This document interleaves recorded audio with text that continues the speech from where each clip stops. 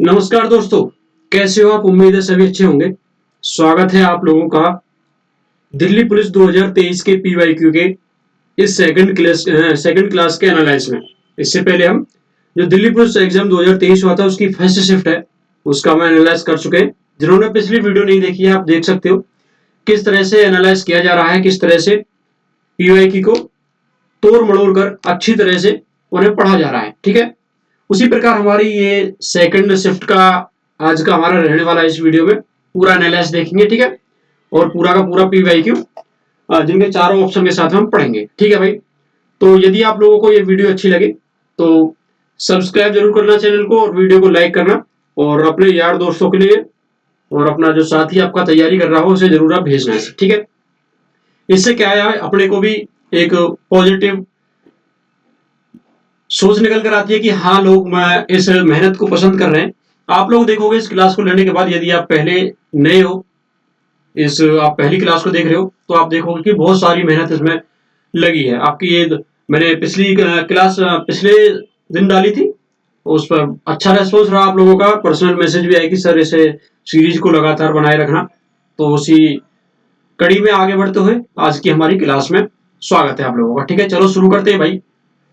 आज की जो हमारी क्लास है, आज की जो हमारी क्लास रहेगी वही हम एक एक से सारे आपके 50 के 50 क्वेश्चन को देखेंगे। सारे के सारे क्वेश्चन है, उन सबको आज हम देखेंगे और उनके बारे में भी जानकारी लेंगे। देखो, पहला क्वेश्चन है हमारा कजली, जिसे कजली भी कहा जाता है। कजली तीज भारत के किस राज्य का सांस्कृतिक उत्सव है? इसमें इसका आंसर दिया है राजस्थान। राजस्थान के नृत्यों के बारे में पिछले वीडियो हम देख चुके हैं, जिसमें कालबेलिया है, ठीक है, कठपुतली है, चाकरी है, तेरा ताली है, पनिहारी है, घूमर है।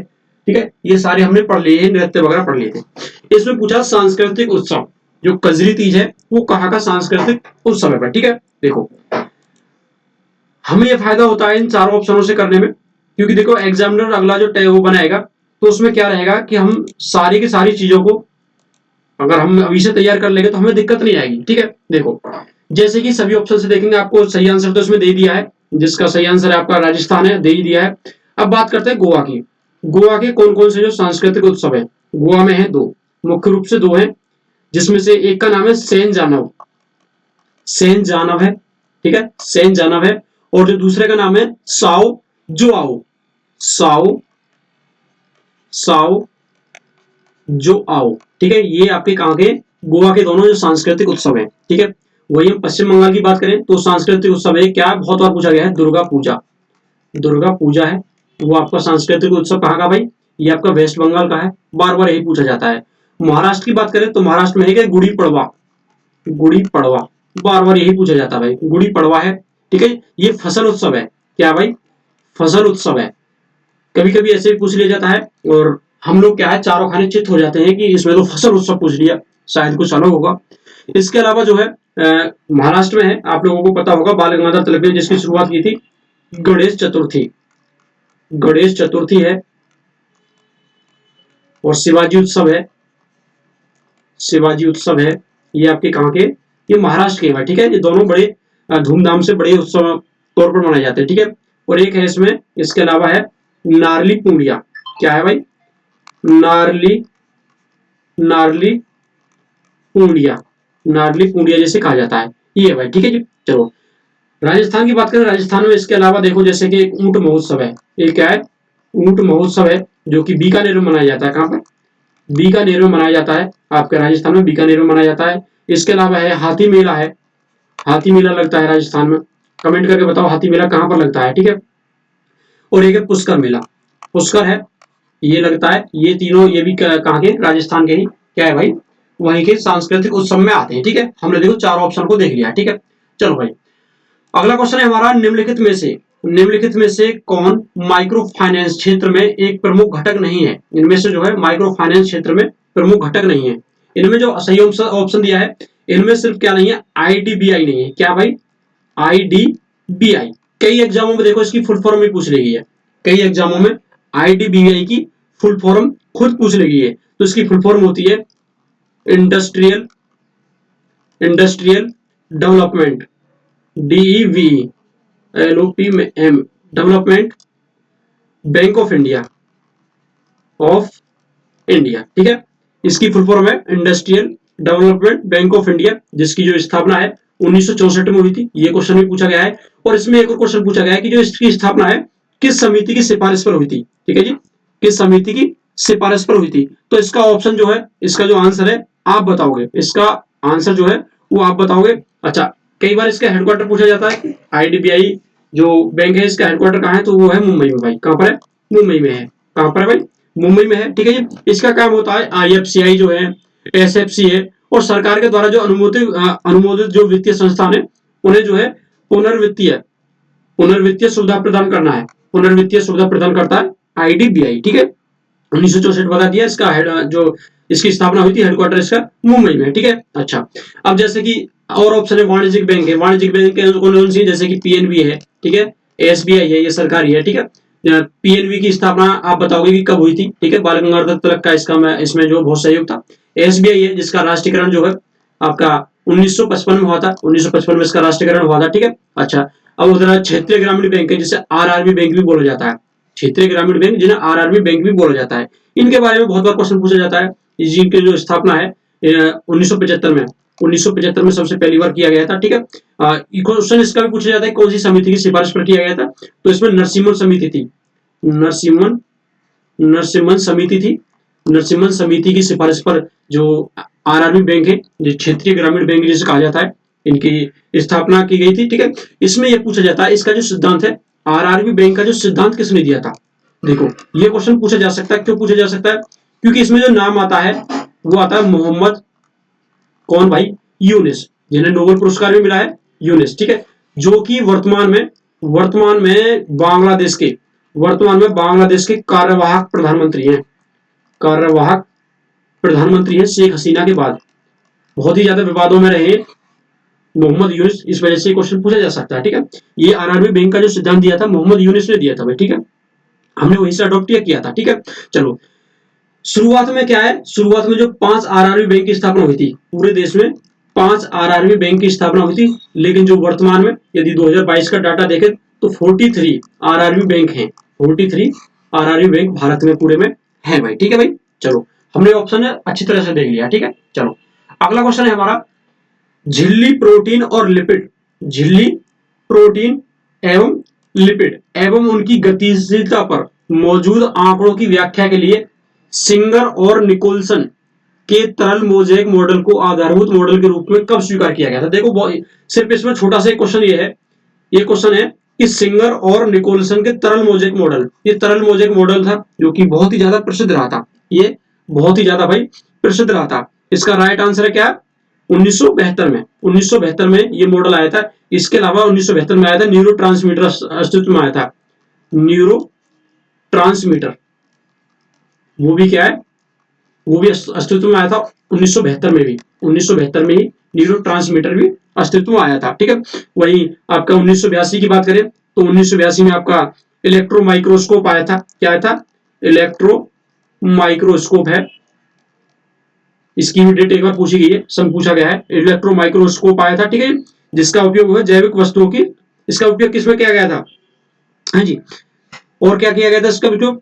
जो इलेक्ट्रो माइक्रोस्कोप आया था 2D, जो जैविक आपका समझ सकते हैं, जो जैविक वस्तुओं थी उनकी 2D तस्वीर बनाने में, उनकी जैसे अब तक 3D 4D चल गया अब तो, ठीक है।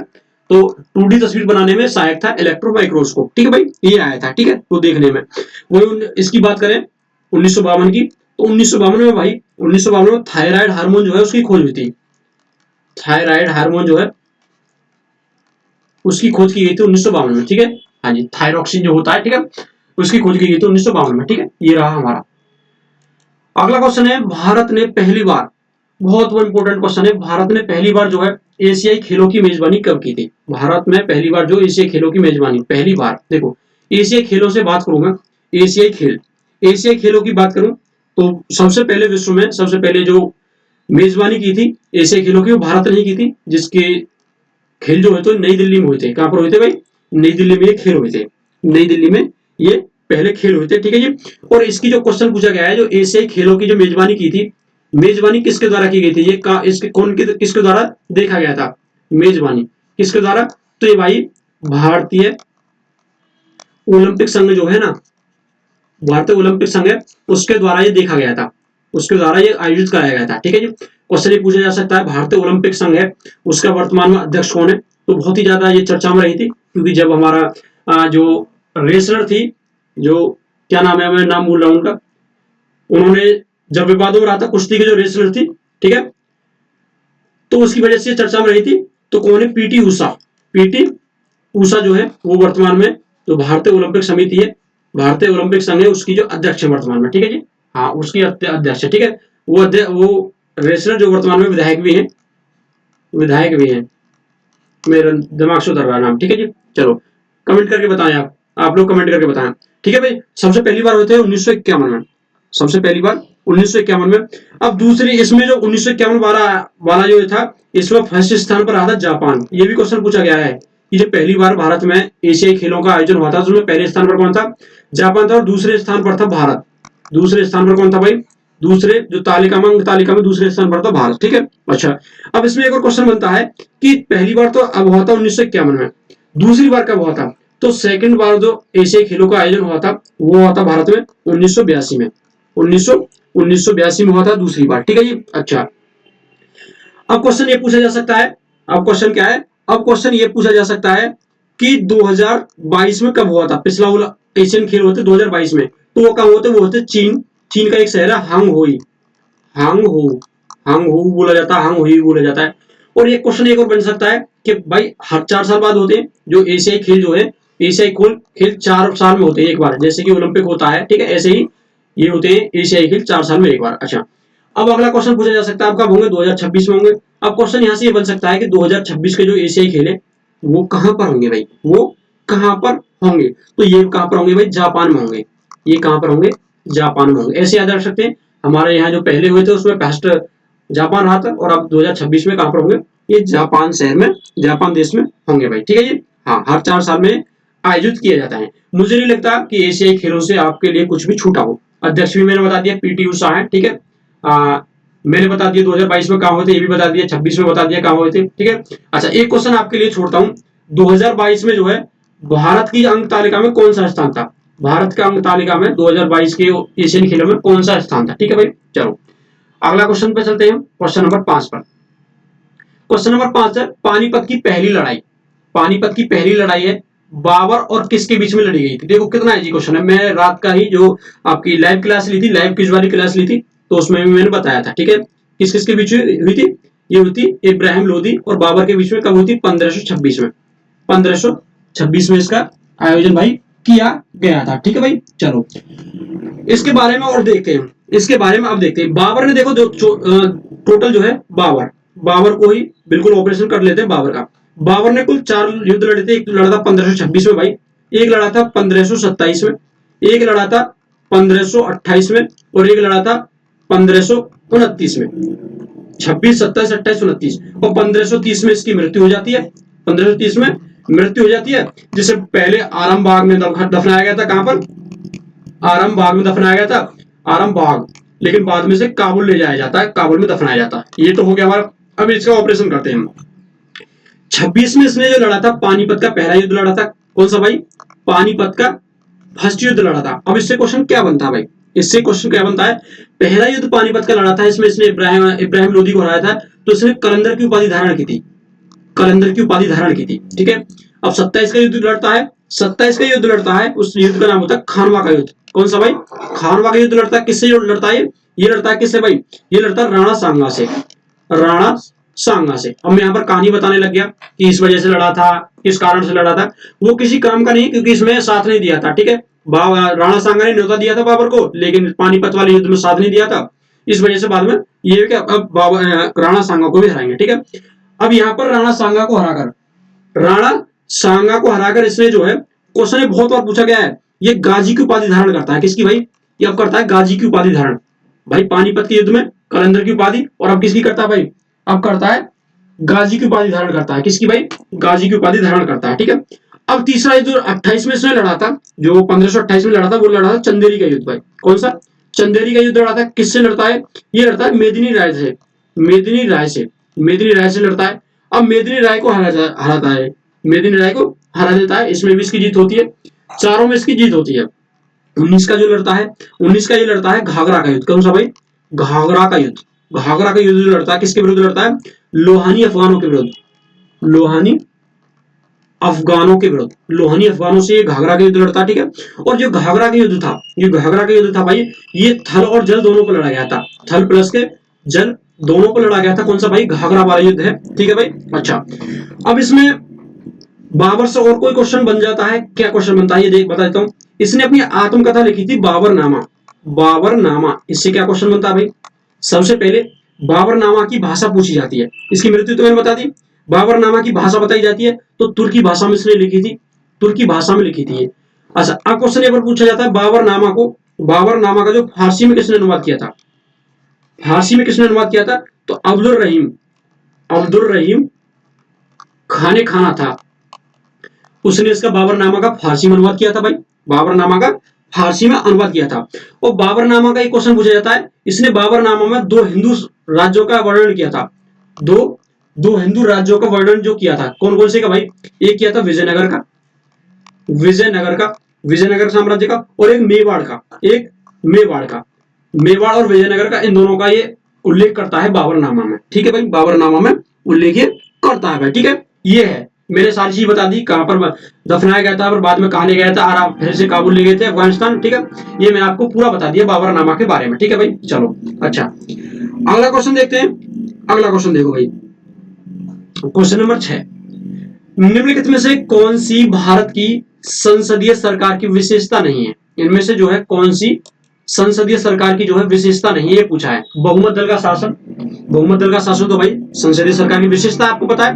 बहुमत दल जो होता है वही जो सरकार बनाता है। विधायिका में मंत्रियों की सदस्य, ये भी है भाई। नामात्र और वास्तविक कार्यपालिका की उपस्थिति, ये भी है भाई। कौन सी नई विशेषता नहीं पूछी भाई? तो क्या? राज्यसभा का विघटन। तो राज्यसभा का कभी भी विघटन नहीं होता है, आप लोगों को पता है। राज्यसभा का भाई कभी भी विघटन नहीं होता है। राज्यसभा के जो है, राज्यसभा के 1/3 जो सदस्य हैं प्रत्येक 2 साल में, 1/3 सदस्य प्रत्येक 2 साल में जो बदल जाते हैं, ठीक है जी, नए सदस्य आ जाते हैं। तो इसका कार्यकाल पूछा जाता है, तो राज्यसभा का कार्यकाल कितना होता है? 6 वर्ष होता है। लेकिन ये कभी भी विघटित नहीं हो सकती, राज्यसभा कभी भी विघटित भाई नहीं हो सकती है। क्वेश्चन ये पूछा जाता है कि राज्यसभा को संविधान के किस आर्टिकल में जो वर्णित किया गया था? तो आर्टिकल 80 में आ जाती है, आपको पता है। 81 में आपके लोकसभा आती है, 80 में आती है। संसद के तीन ही तो भाई संसद के तीन ही तो अंग है, राष्ट्रपति, लोकसभा और राज्यसभा, ठीक है भाई। राष्ट्रपति 52 में आता है। अच्छा, अब क्वेश्चन इसमें पूछ लिया जाता है, कुल वर्तमान में कुल कितने सदस्य हैं? सदस्य पूछ लिया जाता है, सदस्य कितने हैं? कुल की बात करें तो कुल कितने सदस्य हो सकते हैं? 250 हो सकते हैं। कितने हो सकते हैं? 250 में कैसे कैसे होंगे? 250 में होंगे 238 प्लस के 12। 12 कौन से होंगे? 12 सदस्य जो मनोनीत कर लिए जाएंगे। कौन भाई मनोनीत होंगे? राष्ट्रपति मनोनीत करता है। कौन कौन से क्षेत्र से? कला, विज्ञान, साहित्य और समाज सेवा, ठीक है। अच्छा, अब मनोनीत से भी एक क्वेश्चन पूछा जाता है कि राज्यसभा में मनोनीत पहली महिला कौन थी? पहली महिला कौन थी? पहली महिला कौन थी? चलो मैं बता देता हूं, आपसे क्या पूछूं भाई, आपसे क्या पूछूं, आपको क्यों दुख दूं। तो पहली जो महिला थी, ये क्वेश्चन कई बार पूछा गया है, तो ये थी पहली महिला रुक्मणी देवी। कौन थी? रुक्मणी रुक्मणी देवी अरुणडेल। रुक्मणी देवी अरुणडेल जो थी पहली महिला मनोनीत सदस्य थी राज्यसभा में, ठीक है भाई। अच्छा, 12 सदस्य की बता दी कहां कहां से चुने जाते हैं। अच्छा, लेकिन वर्तमान सदस्य की बात करें, वर्तमान में जो सदस्य है भाई, वर्तमान में सदस्य है दोस्त 233 प्लस के 12 यानी 245 टोटल, 245 सदस्य हैं। अच्छा, अब इसमें जो 237 सदस्य हैं, 233 सदस्य हैं, यूटी से केवल दिल्ली से, यूटी से क्वेश्चन पूछा जाता है, यूटी से है 4 सदस्य, जिसमें कौन कौन शामिल है? दिल्ली और पुदुचेरी, दिल्ली और पुदुचेरी है, वही केवल राज्यसभा में जो है अपना प्रतिनिधित्व करते हैं, वही अपना प्रतिनिधि लेकर आते हैं, खड़ा करते हैं, ठीक है भाई। तो ये क्वेश्चन यहां से बन जाता है कि कौन कौन से इनमें से कौन कौन से यूटी से सदस्य हैं। तो ठीक है, कौन किससे? दिल्ली और पुदुचेरी से है, ठीक है भाई।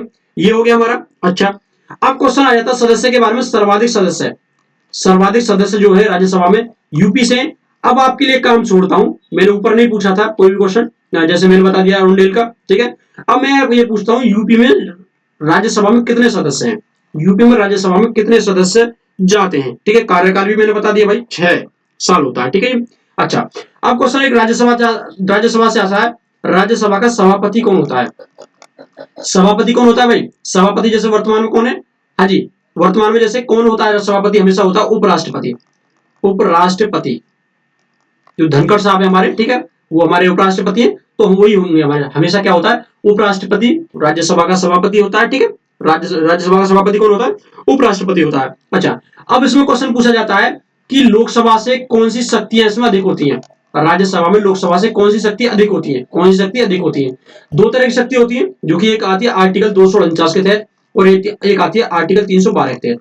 49 के तहत क्या आती है? ये जो है राज्य सूची के विषयों पर, राज्य सूची के विषयों पर कानून बना सकती है राज्यसभा। कानून बनाने की शक्ति होती है राज्यसभा के पास। वही 312 में क्या आता है? 312 में आता है अखिल भारतीय सेवाओं का सृजन कर सकती है। नई अखिल भारतीय सेवाओं का सृजन कर सकती है। अखिल भारतीय सेवाओं का ये सृजन कर सकती है भाई, सृजन कर सकती है, ठीक है भाई। अच्छा, ये क्वेश्चन पूछा जाता है बार बार, जैसे कि आईएएस, आईपीएस है, आईएफएस है, ये सभी अखिल भारतीय सेवाएं हैं, ठीक है, उनका सृजन कर सकती है, ठीक है। और राज्यसभा को हमने पूरा देख लिया 360 डिग्री एंगल से। अगला क्वेश्चन आता है, निम्नलिखित में से किसके द्वारा फास्टिंग फीस्टिंग नामक एक परिवार की कहानी पर आधारित उपन्यास लिखा गया है? किसके द्वारा लिखा गया है भाई? अनीता देसाई। किसके द्वारा लिखा गया था? अनीता देसाई के द्वारा लिखा गया था। देखो, अनीता देसाई जो थी, देखो जैसे कि यहाँ पर है, ये दोनों माँ बेटी हैं, अनीता और किरण है। जो अनीता जो है किरण की माँ है। अनीता जो है किरण देसाई की माँ है। सबसे पहले देख लेते हैं किरण देसाई से, देख लेते हैं किरण देसाई के दो जो उपन्यास है, किरण देसाई के दो उपन्यास है। एक है hullabaloo in the guava orchard, ये है एक, तो इसका ये है hullabaloo in the guava orchard. और एक इनका एक और था द इनहेरिटेज ऑफ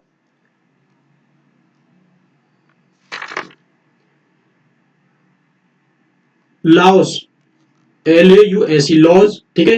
ये लिखा था इन्होंने 2006 में। देखो एक बात बताऊं, ये कितना इंपॉर्टेंट है। एक तो ये था इनको, एक ये था द इनहेरिटेज ऑफ लाओस। कहीं पर लॉस भी मिलता है, कहीं पर लाओस भी मिलता है, ठीक है, ऐसे लिखा जाता है, ठीक है। ऊपर आधा चंद्रा होता है इसमें। 2006 में जो इन्होंने लिखा था, इन्होंने जो 2006 में ये लिखा था, इसके लिए इन्हें बुकर पुरस्कार मिला था। कौन सा पुरस्कार मिला था?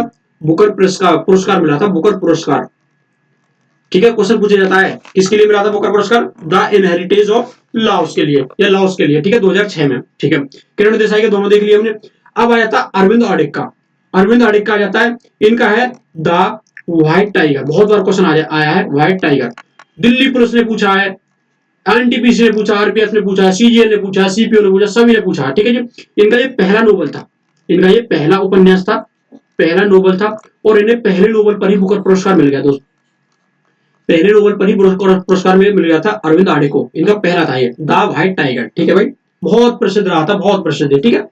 अब आ जाती है अनीता देसाई, इन्हीं की बात कर लेते हैं। एक तो इनका यही है फास्टिंग फीस्टिंग है, और एक इनका है क्लियर, यहां लिख लेते हैं clear light, LIGST, light of day. एक इनका ये है, एक है इनका इन कस्टडी, बहुत इंपॉर्टेंट है, ये सारे सारे पूछे जा चुके हैं। और एक इनका the village by the sea, the village by the sea, ये भी इनका। और एक इनका, हाँ जी, fire on the mountain, fire on the mountain, fire on the mountain, ये भी बहुत प्रसिद्ध रहा है, फायर ऑन द माउंटेन, ठीक है। ये इनके, ठीक है जी, ये है इनके क्लियर लाइट ऑफ डे, एक है इन कस्टडी, एक है इनका द विलेज बाय द सी, और एक है फायर इन द माउंटेन, ठीक है जी। ये इनके हैं किसके? अनीता देसाई के, अनीता देसाई के। इन्हें भी बुकर पुरस्कार मिल चुका है। ये किरण देसाई की माँ है, किरण देसाई की माँ है, ठीक है भाई। चलो, एक आ जाती है अब अरुंधति राय, ठीक है जी। चलो, अरुंधति राय के बारे में क्वेश्चन पूछा जाता है, बहुत बार पूछा जाता है। गॉड ऑफ स्मॉल थिंग है, गॉड ऑफ स्मॉल थिंग है, थिंग्स। 1997 में इसके लिए ना बुकर पुरस्कार मिला था, बुकर पुरस्कार इनके लिए मिल चुका है इसके लिए, ठीक है, गॉड ऑफ स्मॉल थिंग के लिए। इन्होंने आंदोलन में एक हिस्सा लिया था, जिसका नाम था, कौन सा आंदोलन था? कौन सा आंदोलन था? नर्मदा बचाओ आंदोलन था, उसमें इन्होंने पार्टिसिपेट किया था, ठीक है जी। हाँ, और एक और इनका जो बहुत बार पूछा जाता है, the ministry of utmost happiness, ये भी इनका है, ये भी इन्हीं का उपन्यास है और बहुत बार क्वेश्चन पूछा जा चुका है। ठीक है, ये किसका है? ठीक है, अरुंधति राय के दो हैं, कौन कौन से? गॉड ऑफ स्मॉल थिंग, इसके लिए बुकर पुरस्कार मिला था 1997 में, और एक मिनिस्ट्री ऑफ एटमोस्ट हैप्पीनेस, इसके लिए ये भी बहुत ज्यादा प्रसिद्ध है, बहुत इंपॉर्टेंट है, बहुत सारी परीक्षाओं में पूछा गया है दोस्त। ठीक है, चलो ये क्वेश्चन हमने ऑपरेशन इसका कर दिया। अगला क्वेश्चन है, एलोरा गुफाओं में कितने मंदिर और मठ हैं? एलोरा गुफाओं में कितने मंदिर और मठ हैं? देखो क्वेश्चन ये बहुत बार पूछा जा चुका है और हम उसी प्रकार से इसका जो है एनालाइज करेंगे, उसी प्रकार से हम इसका ऑपरेशन करेंगे भाई। ठीक है जी, हाँ देखो टोटल इसमें बताया गया 34 मंदिर और मठ हैं। अब इसमें पूछ ली जाती है कि इसमें बौद्ध धर्म की कौन कौन सी है, बौद्ध धर्म की कितनी है, कौन सी है, और हिंदू धर्म की कौन सी है, और इसमें पूछी जाती है जैन धर्म की कौन सी है। ठीक है, तीन, आपको पता है क्वेश्चन कई बार पूछा गया, तीन धर्मों से संबंधित है, तीन धर्मों से भाई ये संबंधित है। ठीक है, एलोरा। ठीक है, सबसे पहले बताऊं तो एलोरा गुफाएं, इनका जो निर्माण है राष्ट्रकूट राजाओं के द्वारा किया गया था, राष्ट्रकूट राजाओं के द्वारा किया गया था। राष्ट्रकूट वंश का संस्थापक कौन था? दंती दुर्ग था, दंती दुर्ग था। क्वेश्चन बहुत बार पूछा गया है कि राष्ट्रकूट वंश का संस्थापक कौन था? दंती दुर्ग था। ठीक है, ये जो गुफाएं हैं सारी की सारी ये महाराष्ट्र में, कहां पर है भाई? महाराष्ट्र के औरंगाबाद में है। कहां पर है? औरंगाबाद में, औरंगाबाद में। ठीक है, औरंगाबाद में ये है। ठीक है, अच्छा इसके अलावा बताओ औरंगाबाद में और क्या है, और क्या प्रसिद्ध जो इमारत है, प्रसिद्ध जो जो पर्यटन स्थल है, ये आपको बताना है। ठीक है, औरंगाबाद से बहुत बार क्वेश्चन पूछा जाता है जो मैंने नहीं बताया है। देखो इसमें भाई 1 से लेकर गुफा नंबर 12 है या मठ नंबर 12 है, वो है बौद्ध धर्म से संबंधित। ठीक है जी, बौद्ध धर्म से संबंधित।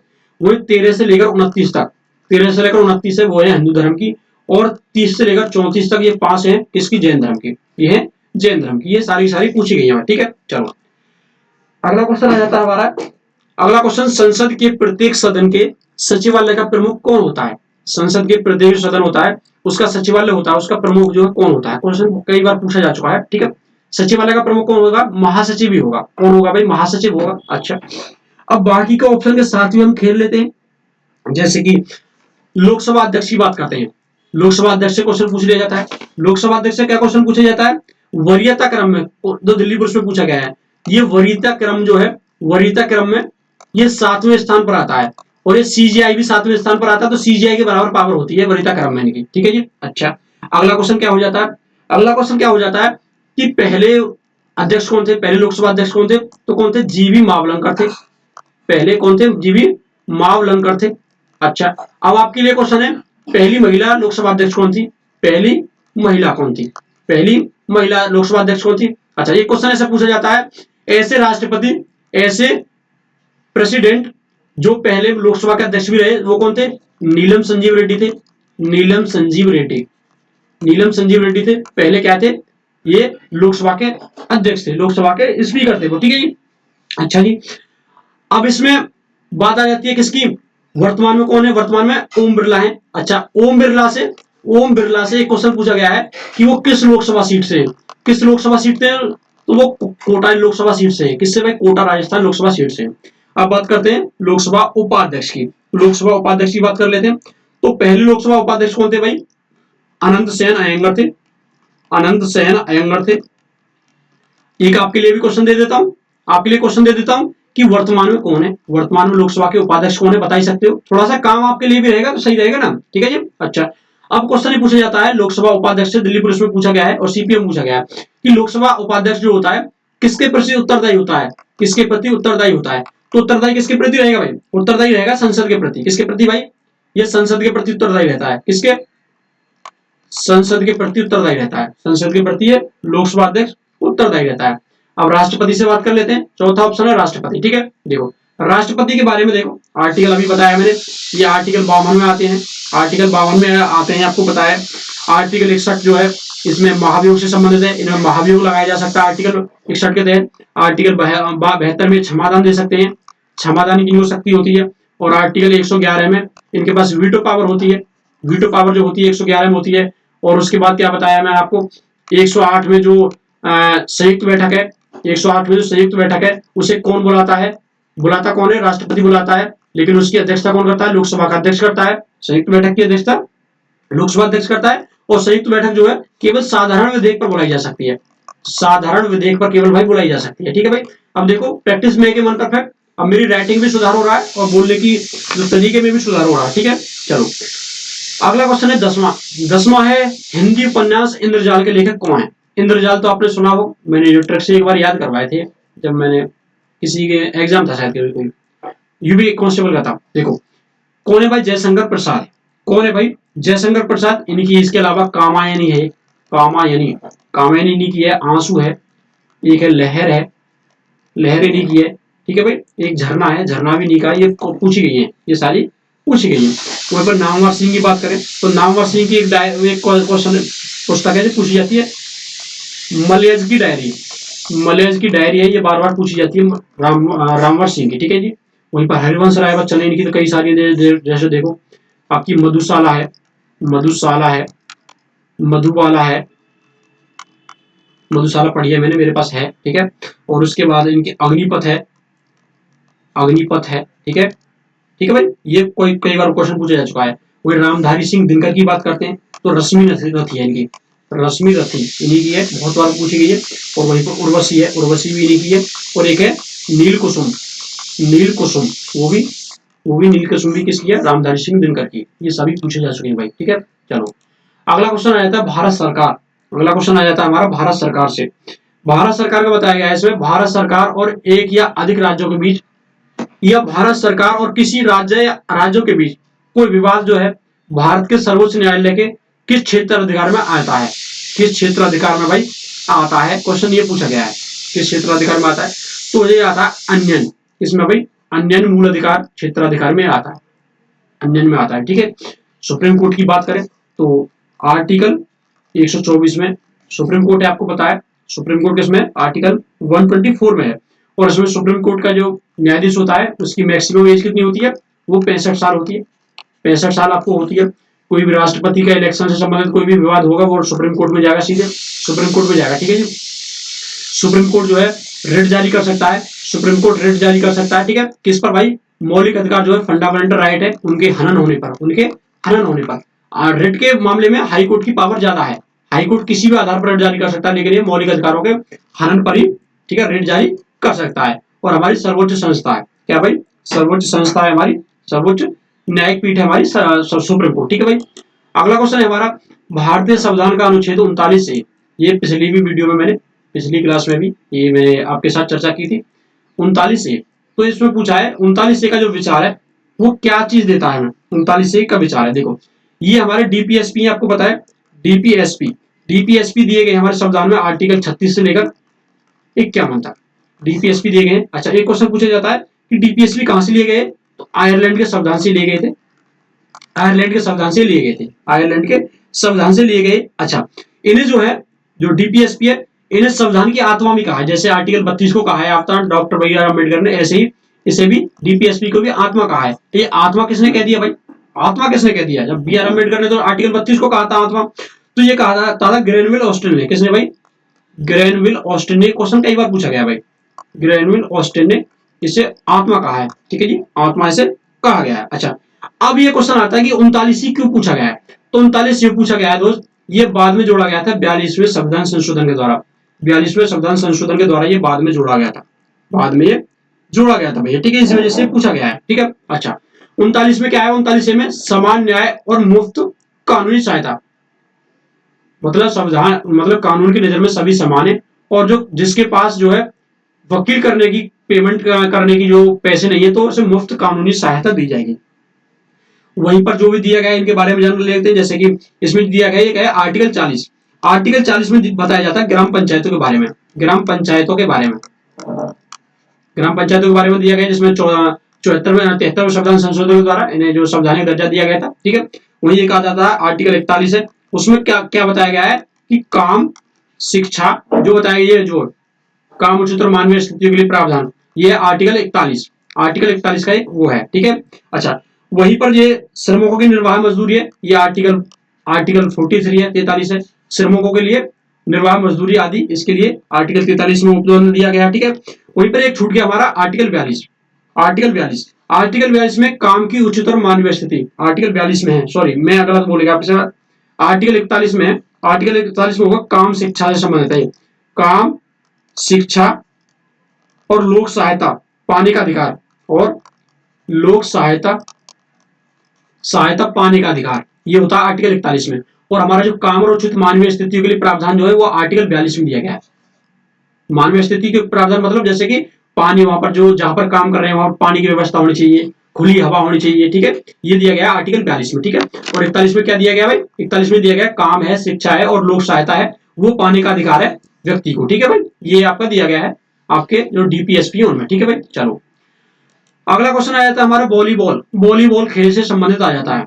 देखो वॉलीबॉल आपने खेली होगी तो आप लोगों को पता होगा इस चीज का। देखो वॉलीबॉल में लिबेरो, लिबेरो जो क्या होता है, वॉलीबॉल में लिबेरो क्या होता है, सबसे पहले वॉलीबॉल की बात कर लेते हैं।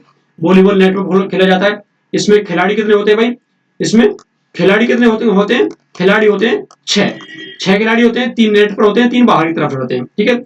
अच्छा इसमें देखो, इसमें अलग बताया गया कि लिबेरो क्या है, तो लिबेरो क्या है, विशेष डिफेंसिव खिलाड़ी होता है। ये क्या होता है, विशेष डिफेंसिव खिलाड़ी होता है जिसे कहते हैं लिबेरो। ये क्या होता है, ये बाकी जो 5 है उनसे इसकी अलग ड्रेस होती है, अलग ड्रेस में होता है, अलग ड्रेस में होता है, इसकी सबसे अलग होता है, ठीक है जी, ठीक है भाई। अच्छा जी, इसका काम क्या होता है, डिफेंसिव खिलाड़ी का मतलब क्या होगा, ये क्या करेगा, ये बचाव करेगा बॉल से, ऐसी कोई बॉल जो खतरनाक है बचाव करेगा, और पास करेगा बॉल को, पासिंग काम रहता है, पासिंग और बचाव करना इसका काम रहता है, किसका, लिबेरो का, ठीक है, विशेष डिफेंस खिलाड़ी होता है, ठीक है भाई। अच्छा जी, एक होता है इसमें आउटर हिटर, क्या होता है, आउटर हिटर होता है, आउटर हिटर, ये जो आक्रामक हिट करता है, आक्रामक आक्रामक हिट करता है। आपको पता होगा, आपने अगर गांव में खेले होंगे तो उससे कहते हैं बॉली मार दे, बॉली, बॉली कौन मारता है, यही मारता है आउटर हिटर जो होता है, यही मारता है बॉली, ठीक है, बॉल को ऊंची वाली बॉल को नीचे करके मारता है, ठीक है जी, ठीक है भाई। अच्छा जी, एक अन्य नाम होता है वॉलीबॉल में, एक अन्य नाम होता है मिंटो नेट। क्या एक नाम होता है वॉलीबॉल का, जो वॉलीबॉल जो खेल है इसी एक अन्य नाम से जाना जाता है, Minto net, Minto net, Minto net के नाम से भी से जाना जाता है, किसे, वॉलीबॉल को, ठीक है जी। अच्छा जी, एक क्वेश्चन बार बार पूछा जाता है, एक भारत के खिलाड़ी हैं, भारत के खिलाड़ी हैं जिम्मी जॉर्ज, जिम्मी जॉर्ज एक वॉलीबॉल के बहुत फेमस खिलाड़ी रहे भारत के, जो कि केरला से हैं, केरल से। इनकी लंबाई जो 6 फुट 2 इंच है। बहुत बार क्वेश्चन पूछा जा चुका है कि जिम्मी जॉर्ज का संबंध जो किस खेल से है, तो वॉलीबॉल से ही संबंधित है भाई, ठीक है, वॉलीबॉल से ही संबंधित है, ठीक है भाई। चलो स्मैशिंग आप जानते हो, स्मैश जो मारते हैं, ठीक है, और ब्लॉकिंग विकेट जानते हो, कोई ऐसी बॉल आती है खतरनाक, उसे ब्लॉकिंग विशेषज्ञ कहा जाता है। विशेषज्ञ अटैकिंग अटैकिंग खिलाड़ी आप जानते होंगे, ठीक है, ये भी ठीक है उसी से संबंधित होता है। अगला क्वेश्चन आ जाता है हमारा, अगला क्वेश्चन देखते हैं। चलो अगला क्वेश्चन है, निम्नलिखित में से किसने ब्रिटिश, निम्नलिखित में से किसने जो है ब्रिटिश भारत सरकार को राजनीतिक गतिविधियों को दबाने के लिए अत्यधिक शक्ति प्रदान की थी, अत्यधिक शक्ति प्रदान की थी। अच्छा इसमें किसके बारे में बात किया गया है, और राजनीतिक कैदियों को बिना किसी मुकदमे के 2 साल तक हिरासत में रखने की अनुमति दी थी। आप लोगों को पता है एक 1919 में एक एक्ट आया था, कौन सा, रॉबर्ट एक्ट। इसमें क्या है, बिना अपील बिना दलील, ठीक है, इसकी बात की गई थी, ठीक है, ना वकील ना दलील, ठीक है, इसकी संज्ञा दी गई थी। इसमें क्या था, केवल शक के आधार पर किसी भी व्यक्ति को गिरफ्तार किया जा सकता था, गिरफ्तार किया जा सकता था, और 2 साल तक बिना कोई मुकदमा चलाए 2 साल तक उसे हिरासत में रखा जा सकता था, ठीक है जी। अब देखो आगे बात आ जाती है, जब 1919 का जो रॉबर्ट एक्ट था, इसी के विरोध में, मैंने पिछली क्लास में बताया था, इसी के विरोध में जलियांवाला में लोग इकट्ठा हुए थे, और ये जलियांवाला बाग हत्याकांड इसी के विरोध में हुआ था, ठीक है भाई। मैंने इसके बारे में सारी चीज बता चुका हूं मैं, कि कांग्रेस ने कौन सी कमेटी बनाई थी, सरकार ने कौन सी कमेटी बनाई थी इसकी जांच के लिए, ठीक है। और मैंने पूछा था कि गोली किसने चलवाई थी, गोली इसमें किसने चलवाई थी जलियांवाला बाग हत्याकांड में भाई, हाँ जी, किसने चलवाई थी, आप लोगों ने किसी ने भी आंसर नहीं दिया कमेंट करके, इसमें आंसर दें, इसमें गोली किसने चलवाई थी, हाँ जी, ठीक है ना, जनरल डायर ने, जिसे कि मारा गया था, उधम सिंह ने मारा था, उधम सिंह ने लंदन में जाकर गोली से मारा था, आपको पता होगा, डायर ने, आपने, मैं ही बता देता हूँ, जनरल ओ डायर ने इसकी जो है गोली चलाने का आदेश दिया था, ठीक है भाई। अच्छा एक इसमें आ जाता है भारत गुलामी अधिनियम, ये क्वेश्चन भी पूछा गया है यूपीएसआई में, भारत गुलामी जो अधिनियम है आपका, ये क्वेश्चन भी पूछा गया है, तो ये आया था 1843 में, 1843 में आया था कि कोई भी किसी का गुलाम नहीं है, कोई भी, मतलब दासता जो है, दासता समाप्त कर दी गई थी, दासता समाप्त कर दी गई थी। पहले जमाने में क्या होता था, एक को 10,000 रुपए मान के चलो दे दिए, 100 रुपए दे दिए ना, उसकी 4 पीढ़ी बीत जाती थी उसी के लिए काम करते करते, अपने लिए कुछ नहीं कर पाता था। तो 1843 में खत्म कर दिया था सरकार ने, ठीक है। वहीं पर देखो 1872 में क्या आया था, इंडिया कॉन्ट्रैक्ट एक्ट आया था, जो कि अनुबंध एक्ट है। इंडिया कॉन्ट्रैक्ट एक्ट है, इसे भी प्रतिबंधित कर दिया गया था। भारतीय अनुबंध जो अधिनियम है इसे भी प्रतिबंधित इसके तहत कर दिया गया था, ठीक है जी। अच्छा, अगला क्वेश्चन देख लेते हैं। चलो अगला क्वेश्चन है, स्वतंत्रता मेरा जन्म सिद्ध अधिकार है। स्वतंत्रता जो है मेरा जन्म सिद्ध अधिकार है, मैं इसे लेकर रहूंगा। तो किसका है ये नारा? बाल गंगाधर तिलक का है। बाल गंगाधर तिलक का है, बहुत बार क्वेश्चन पूछा जाता है। इन्होंने ही महाराष्ट्र में जो है शिवाजी उत्सव है और आपकी गणेश उत्सव है, इन्होंने इसकी शुरुआत की थी, ठीक है। इनकी पत्रिका थी केसरी, ठीक है, केसरी थी। उसमें ये लेख लिखते थे, ठीक है जी। अच्छा, क्वेश्चन ये पूछा जाता है कि देखो लाल बाल पाल इन तीनों को क्या गरम दल का नेता कहा जाता था? गरम दल का नेता इन्हें कहा जाता था, गरम दल का नेता कहा जाता था।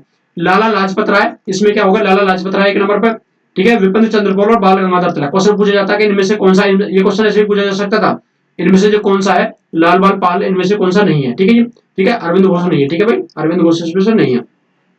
विपिन चंद्र पाल, लाला लाजपत राय, ठीक है, और बाल गंगाधर तिलक, इन तीनों से क्वेश्चन बार बार पूछे जा सकते हैं। तो ये गरम दल के नेता थे, मतलब अपने हक को छीनने में विश्वास रखते थे, ठीक है भाई। चलो अगला क्वेश्चन है हमारा, दक्षिण भारत के निम्नलिखित में से किस नृत्य को मयूर नृत्य कहा जाता है?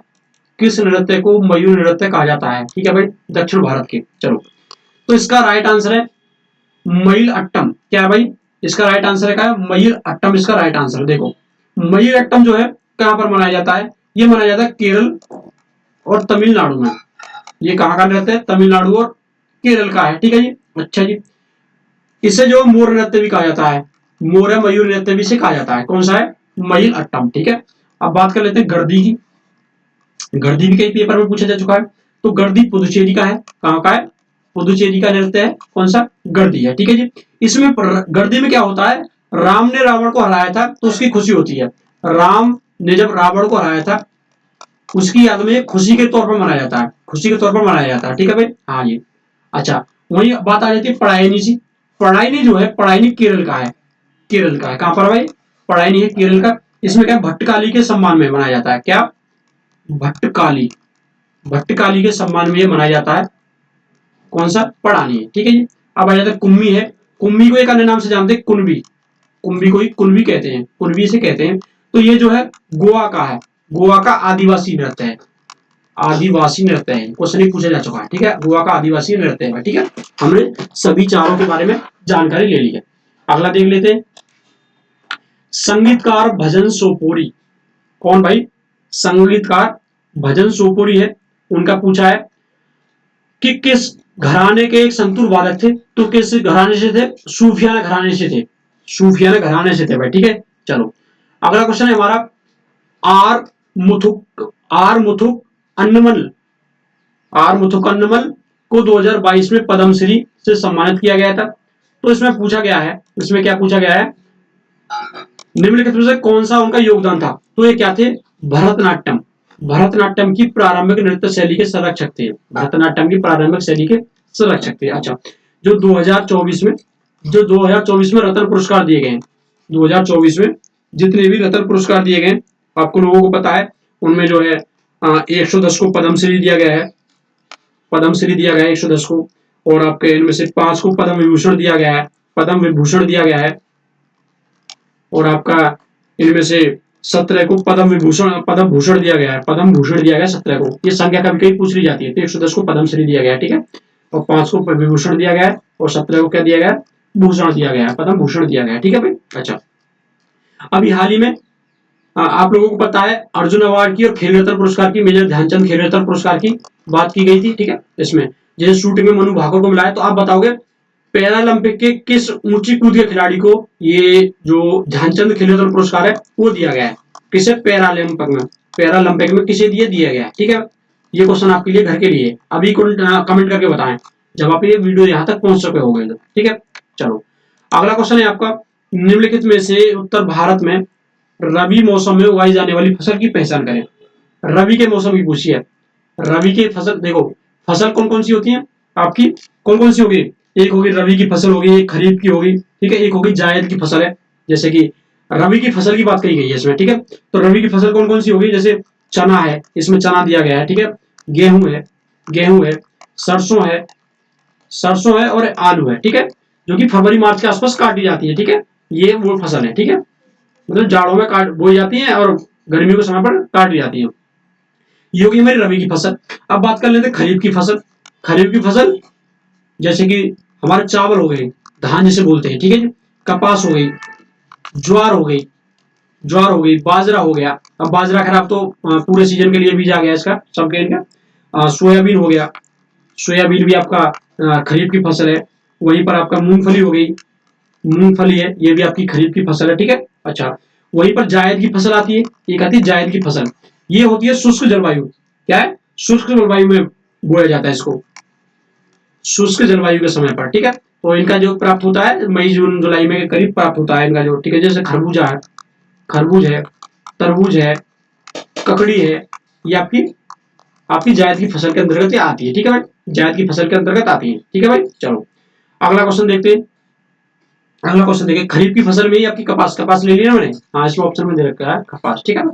चलो अगला क्वेश्चन आ जाएगा हमारा, भारत में परिवहन की कौन सी प्रणाली घर घर तक सेवा प्रदान करती है। अब देखो नॉर्मल क्वेश्चन है, इसमें क्या करके देखा, घर घर कौन उतार सकता है इनमें से, जल है, जल मार्ग हमारे घर तक समुद्र जा रहा है, रेल मार्ग ना रेल जा रही भाई, हवाई जहाज भी नहीं उतरेगा हमारी छत पर, तो सड़क परिवहन है वही हमें घर तक पहुंचा सकता है भाई, ठीक है। चलो अगला क्वेश्चन है हमारा, भारत में अधिकांश पंचवर्षीय योजनाओं में दी गई वरीयता के संबंध में निम्न में से कौन सा कथन सत्य है। मैंने पिछली जो क्लास है उसमें सारी पंचवर्षीय योजना है, उनके सभी के क्या है, मैंने लक्ष्य बता दिए थे कि कौन सी पंचवर्षीय योजना में कौन सा लक्ष्य रखा गया था, कौन सी पंचवर्षीय योजना में कौन सा लक्ष्य रखा गया था। तो इसमें क्या है, बुनियादी और भारी उद्योग निवेश, ठीक है। देखो मैंने आपको बताया था चौथी से शुरू करा था, ठीक है। चौथी है, पांचवी है, छठी है, सातवीं है, आठवीं है, नौवीं है, 10वीं एक, सभी का बता दिया था मैंने। जैसे क्या बताया था भाई, मैंने बताया था कि चौथी योजना जो है हमारी आत्मनिर्भरता के बल देती है, कि हमें आत्मनिर्भर बनाया जाए। अब आत्मनिर्भर हम कब बनेंगे, जब हमारी गरीबी का उन्मूलन होगा। क्या होगा भाई, जब हमारी गरीबी का उन्मूलन होगा। पिछली क्लास में बताया था भाई, जब हमारी गरीबी का उन्मूलन होगा। अब हमारी गरीबी का उन्मूलन कब होगा भाई, हमें रोजगार जब मिलेगा, हमें जब रोजगार मिलेगा तो गरीबी का उन्मूलन हो जाएगा। अब हमें नौकरी मिल गई भाई, अब नौकरी लग गई तो हम फैशन में आ जाएंगे, तो हम क्या आ जाएंगे, आधुनिकीकरण, मॉडर्नाइजेशन में, आधुनिकीकरण। तो सातवीं में क्या आएगा, आधुनिकीकरण आ गया। अब आधुनिकीकरण आ गया, हमने पूरा फैशन कर लिया। अब हमारा क्या मन करेगा भाई, बहुत शौक मौज कर लिए, अब पैसे का निवेश किया जाए। तो ये क्या आ गया, वैश्विक निवेश आ गया, वैश्विक निवेश आ गया। अब हम आठवीं में जाकर निवेश करने लगे, पैसा बचाने लगे, ठीक है। अब पैसा बचा भी लिया, तो इसी में आठवीं में आया था एलपीजी सुधार, क्वेश्चन पूछा जाता है कौन सी योजना में एलपीजी सुधार आया था, एलपीजी तो आठवीं में आया था, ठीक है। अब पैसा बचा भी लिया तो हम क्या करेंगे, हम क्या करेंगे, पैसा भी बचा लिया भाई, अब बहुत पैसा जोड़ लिया। अब सामाजिक सामाजिक न्याय और भागीदारी में भाग लेते हैं, मतलब समाज के लिए कुछ करते हैं, ठीक है। ये बात आ गई, ठीक है, उसके विकास में भाग लेते हैं। अब ये भी हो गया, तो अब क्या हो जाएगा हमारा सुशासन। अब हमें क्या, जनता पसंद करने लगेगी, हमारी वोट बैंक बन जाएगी लंबी, तो हम विधायक या सांसद बन सकते हैं, ठीक है भाई। ये हो गया, ठीक है, सुशासन ये आ गया, ठीक है भाई। 10वीं तक ये हमारे बताया था उस दिन आपको। अगला आता हुआ बेगमपुरी मस्जिद। बेगमपुरी मस्जिद का निर्माण है किस सुल्तान के द्वारा कराया गया था। हाँ जी, सल्तनत काल में किस सुल्तान के द्वारा है बेगमपुरी मस्जिद का निर्माण कराया गया था। देखो किसने कराया था, एमबीटी ने कराया था। किसने कराया था, एमबीटी, जिसे मैं कहता हूँ शॉर्ट फॉर्म में मोहम्मद बिन तुगलक है। इसका जो बचपन का नाम था, ये क्वेश्चन पूछे जाता है बार बार। एमबीटी, इसका अन्य नाम था जूना खां, जूना खां, या फिर कहते थे जो उलूग खां, उलूग खां भी इसे कहते थे, या फिर इसे कहते थे स्वप्नशील पागल। स्वप्नशील पागल भी क्यों कहते थे मैं बताऊंगा, स्वप्नशील पागल इसे कहते थे। इसका एक और क्वेश्चन पूछा जाता है, इसे एक और क्वेश्चन पूछा, क्यों कहा जाता है स्वप्नशील पागल। इसने बहुत सारी योजनाएं ऐसी चलाई जो बाद में सफल रही, जैसे कि जो दिल्ली से दौलताबाग ये राजधानी को ले जाता है, लेकिन फिर से दौलताबाग लानी पड़ती है। मुद्रा जो थी, चांदी और सोने की जो मुद्रा चलती थी, उसने इसे समाप्त किया और तांबे की मुद्रा चला दी। अब तांबे की मुद्रा चलाई थी तो घर घर में नकली मुद्रा बनने लगी, नकली मुद्रा बनने लगी, इससे इसकी अर्थव्यवस्था चरमराई। तो उसने फिर नकली मुद्रा को समाप्त किया, फिर दोबारा से जो सोने चांदी की मुद्रा शुरू की। तो बहुत ज्यादा इसने जो भी योजना चलाई वो सभी इसकी असफल रही थी, इसी वजह से इसे स्वप्नशील पागल कहा गया था। ठीक है जी। अच्छा, इससे एक क्वेश्चन पूछा जाता है, इसने एक विभाग की स्थापना की थी। इसने एक विभाग की इसने स्थापना की थी। कौन से विभाग की? दीवाने कोही विभाग की स्थापना की थी। किससे संबंधित था? एक कृषि विभाग से संबंधित था। दीवाने कोही जो था कृषि विभाग से ये संबंधित था। ठीक है भाई। अच्छा, एक क्वेश्चन पूछ लिया जाता है कि जो मोहम्मद बिन तुगलक जब था, मोहम्मद बिन तुगलक था तो दक्षिण भारत में दो राज्यों की स्थापना होती है। कौन कौन सी? एक होती है 1336 में विजयनगर साम्राज्य की, 1336 में विजयनगर साम्राज्य की। कौन करता है इसकी स्थापना? हरिहर और बुक्का करता है। कौन करता है? हरिहर और बुक्का करता है। आपको लोगों को मैंने पिछली वीडियो में बताया था शायद। और दूसरा होता है 1347 में, कौन सी? बहमनी साम्राज्य की। बहमनी साम्राज्य की जिसकी स्थापना कौन करता है? बहमन शाह करता है। बहमन शाह के द्वारा की जाती है 1347 में दक्षिण भारत में। ठीक है भाई। इन दोनों में बाद में दुश्मनी होती है आपस में। इन दोनों में समय समय पर बहुत युद्ध होते हैं, विजयनगर और बहमनी साम्राज्य में। ठीक है। अच्छा, ये पढ़ लिया आपने। अब बात आ जाती है जलालुद्दीन खिलजी। ये खिलजी वंश का संस्थापक था। खिलजी वंश की इसने स्थापना की थी। ठीक है। इसका दामाद और इसका भतीजा जो है अलाउद्दीन खिलजी, इसे मौत के घाट उतार देता है। ठीक है। मौत के घाट उतार देता है। ठीक है। इसका वास्तविक जो नाम था, इसका पूछा जाता है जलालुद्दीन खिलजी का वास्तविक नाम क्या था? तो इसका वास्तविक नाम जो था वो था मलिक फिरोज। क्या था भाई? मलिक फिरोज था इसका वास्तविक नाम था। मलिक फिरोज इसका वास्तविक नाम था। ठीक है भाई। अच्छा जी। इसकी पूछा जाता है जलालुद्दीन खिलजी ने की राजधानी कहां पर थी? राजधानी कहां पर थी? किलोखरी में। किलोखरी में थी। किलोखरी में थी। यहीं पर इसकी हत्या कर देता। ठीक है। यहीं पर एक स्थान पड़ता है कड़ा, प्रयागराज इलाहाबाद के पास में, यहीं पर इसकी हत्या कर देता है अलाउद्दीन खिलजी। ठीक है। मार देता है इसे। अब एक आ जाता है गयासुद्दीन बलबन जो है। गयासुद्दीन बलबन जो है, जो कि 1265 से लेकर 86 तक शासन किया था इसने दिल्ली सल्तनत पर, दिल्ली की गद्दी पर। इसका जो मूल नाम जो था, मूल नाम था इसका बहाउद्दीन था। क्वेश्चन कई बार पूछा गया है कि बलबन का मूल नाम कहा था, क्या था? बहाउद्दीन। बहाउद्दीन इसका मूल नाम था। और ये इलवरी जाति का था, इलवरी तुर्क था। क्वेश्चन पूछा गया है कि सल्तनत काल में कौन जो इलवरी तुर्क था? कौन था भाई? बलबन था। ठीक है। अपने दामाद की जगह पर गद्दी पर बैठा था। ये एक नीति लेकर आया था जो कि बहुत परेशान करती है, लोहे और रक्त की नीति। लोहे और रक्त की नीति लेकर आया था। लोहे और रक्त की नीति लेकर आया था। इसने एक त्योहार शुरू किया था। कौन सा त्योहार था? नवरोज का त्योहार। नवरोज का जो त्योहार है वो शुरू किया था। और एक जो है एक वो लेके आया था, एक उस समय की कह सकते हो आप प्रथा लेकर आया था। एक प्रथा लेकर आया था ये सिजदा और पाबोस। सिजदा और पाबोस, इन दोनों में क्या था? जैसे कि यूपी की पूर्व मुख्यमंत्री थी कुमारी मायावती, उन्होंने भी ये प्रथा लागू की थी। सिजदा मतलब होता है झुक के प्रणाम करना, और पावोस होता है अपने राजा के पैरों को चूमना। ये भी मायावती ने भी लागू की थी, सिजदा और पावोस। ठीक है भाई। चलो, ये हो गया आपका बलबन का। ठीक है भाई। अच्छा, एक और क्वेश्चन पूछा जाता है जो बलबन है, इससे बलबन को उपाधि दी गई थी जिले इलाही। इसकी भाई जिले इलाही कहा जाता है। जिले इलाही, जिले इलाही क्वेश्चन पूछा जाता है। जिले इलाही किसे कहा जाता था? बलबन को ही कहा जाता था भाई। ठीक है भाई। चलो, मैंने अब त्योहार भी इसका बता दिया, नीति भी बता दी, इलवरी जाति का था ये भी मैं आपको बता दी। ठीक है भाई। चलो, अब एक बचा है इनमें से, एक मात्र बचा है। कौन? कुतुबुद्दीन ऐबक। कुतुबुद्दीन ऐबक का आपको तो पता है भाई, गुलाम वंश का संस्थापक था। गुलाम वंश का संस्थापक था। और इसने क्या बनाई थी? इसने क्या बनाई थी भाई? जो कुतुब मीनार है, कुतुब मीनार है, उसका काम इसने शुरू किया था। ठीक है। कुतुब मीनार का काम शुरू किया था। क्वेश्चन ये भी पूछा जाता है कि कुतुब मीनार है, इसके किसकी स्मृति में बनाई थी? तो बख्तियार काकी की स्मृति में बनाई थी। बख्तियार काकी की स्मृति में बनाई थी। कौन? कुतुब मीनार। ठीक है।